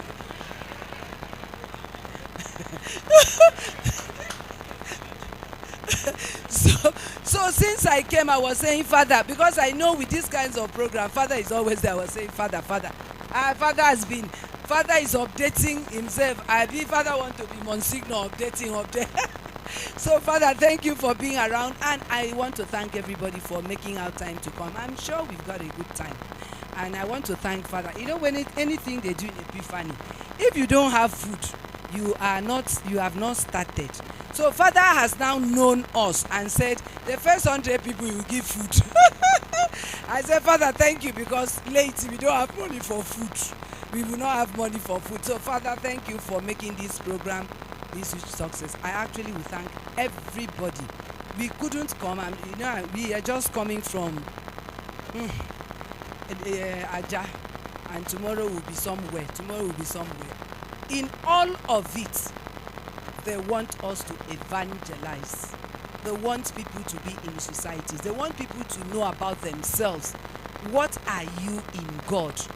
And how can you be fire for Christ? So this is part of the thing. So I sincerely thank all of you. Father, thank you so much.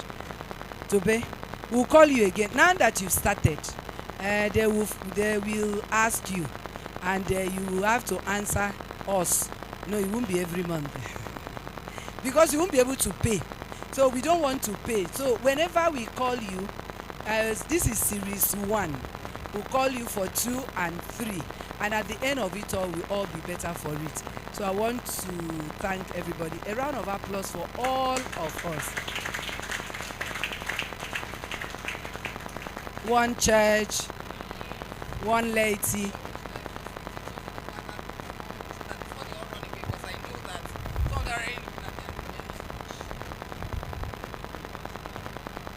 I would. Glory to Jesus. Good afternoon to you all, my dear brothers and sisters.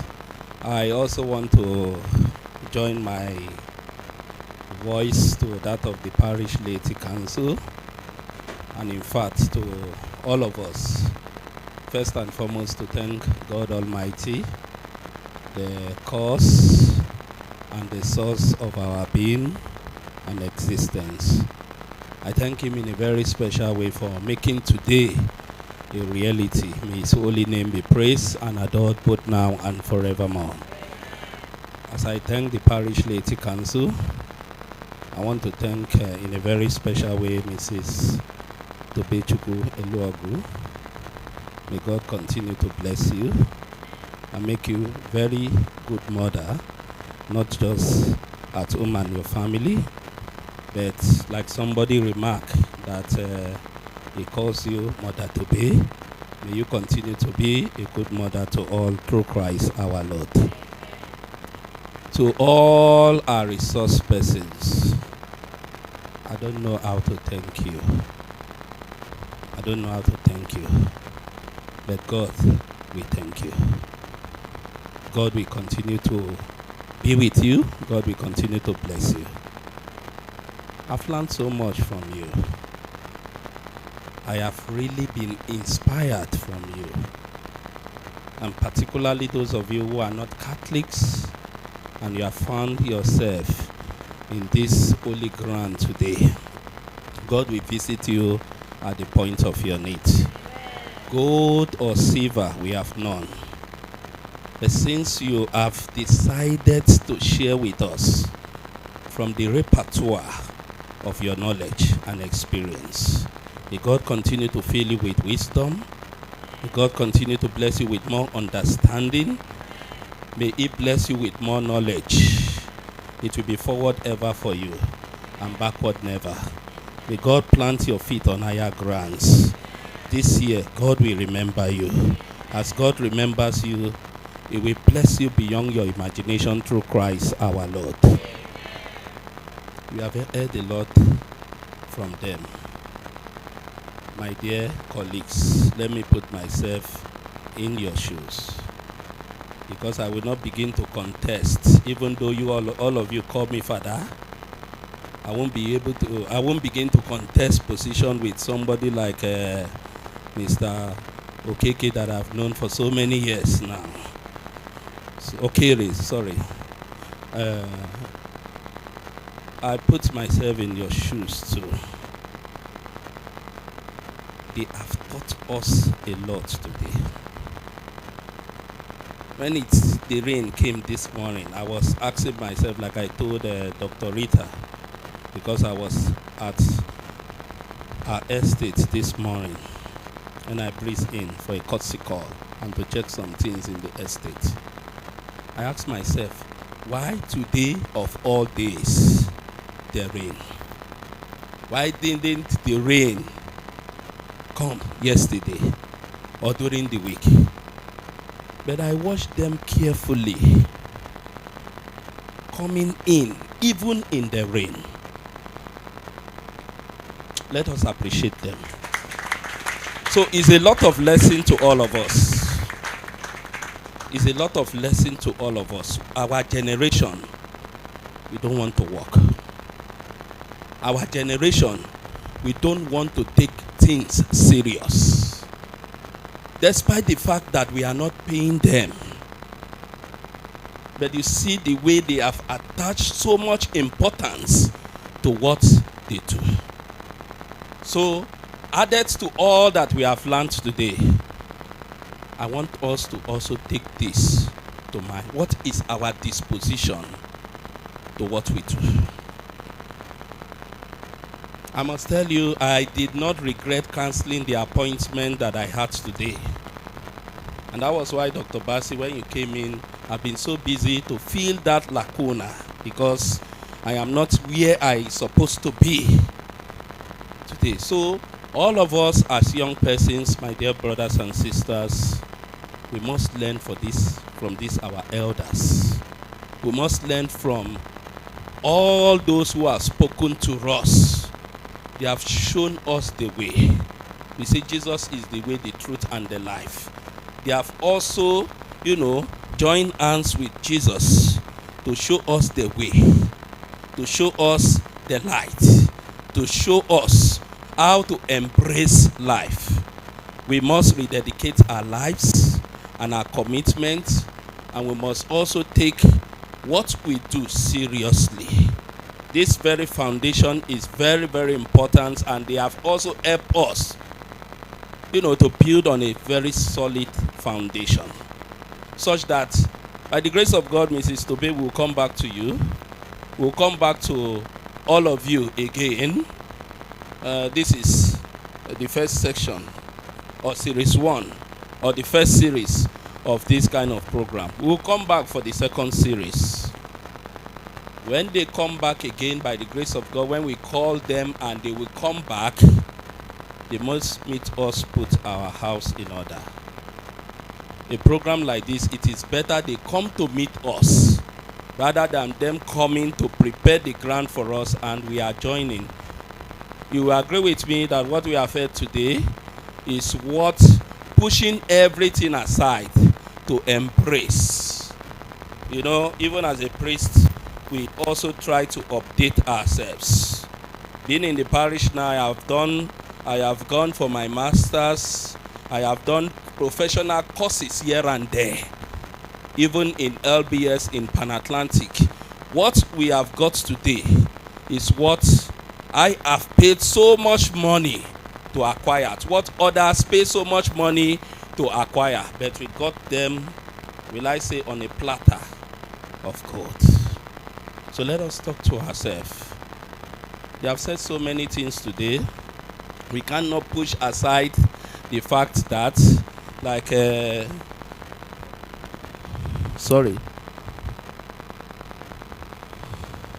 like Mr. Victor rightly said, I have noted it down. That very beautiful quote from Napoleon Hill: whatever the mind can conceive and believe, it can achieve. Life is always sweet when we start from humble background and gradually we grow. Not like the mindset that we have today. And that is why when you look at the compound and look everywhere in Lekki area here, people don't want to begin from the small. I am sorry to say it is also affecting us in the priesthood. A young man just ordained today. You are thinking of how to go out for your holidays. You don't want to begin by going to your village for holidays like we would normally do, but we want to go out. Life must begin from a very humble perspective. Now, this idea of learning and relearning is very, very important. Even in the seminary formation, after everything, you go for apostolic work, you go for pastoral work. Even when you are ordained, at the end of the day, you don't just begin from some certain parishes or work with some certain priests, but there are some parishes and priests that you have to begin from. So please, a lot of take home for us. So once again, to the Laity Council, to Madam Tobechuku, and to all of us, the resource persons, permit me, let me just call your names: Mr. Kelvin, Mr. Luis, Mr. Felix, Mr. Victor, Dr. Rita Chizurum, Mr. Sylvester Okere, and dear Mrs. Onyinye. Thank you very much. May God bless you and grant answers to your silent prayers through Christ our Lord. You can see how important these things is. You don't know. Look at my security men in the compound, the gatekeepers. They have been all around here. Even when I wanted to ask them to go back to their duty posts, I did not have the moral courage to do so, because I know that what is happening here is very, very important. How much more us? God bless all of you again, and God bless all of us. Good afternoon. Thank you, Father. Please, facilitators for photograph before we commence the game. Facilitators, please, can you come forward for photograph? Father as well. your black cassock.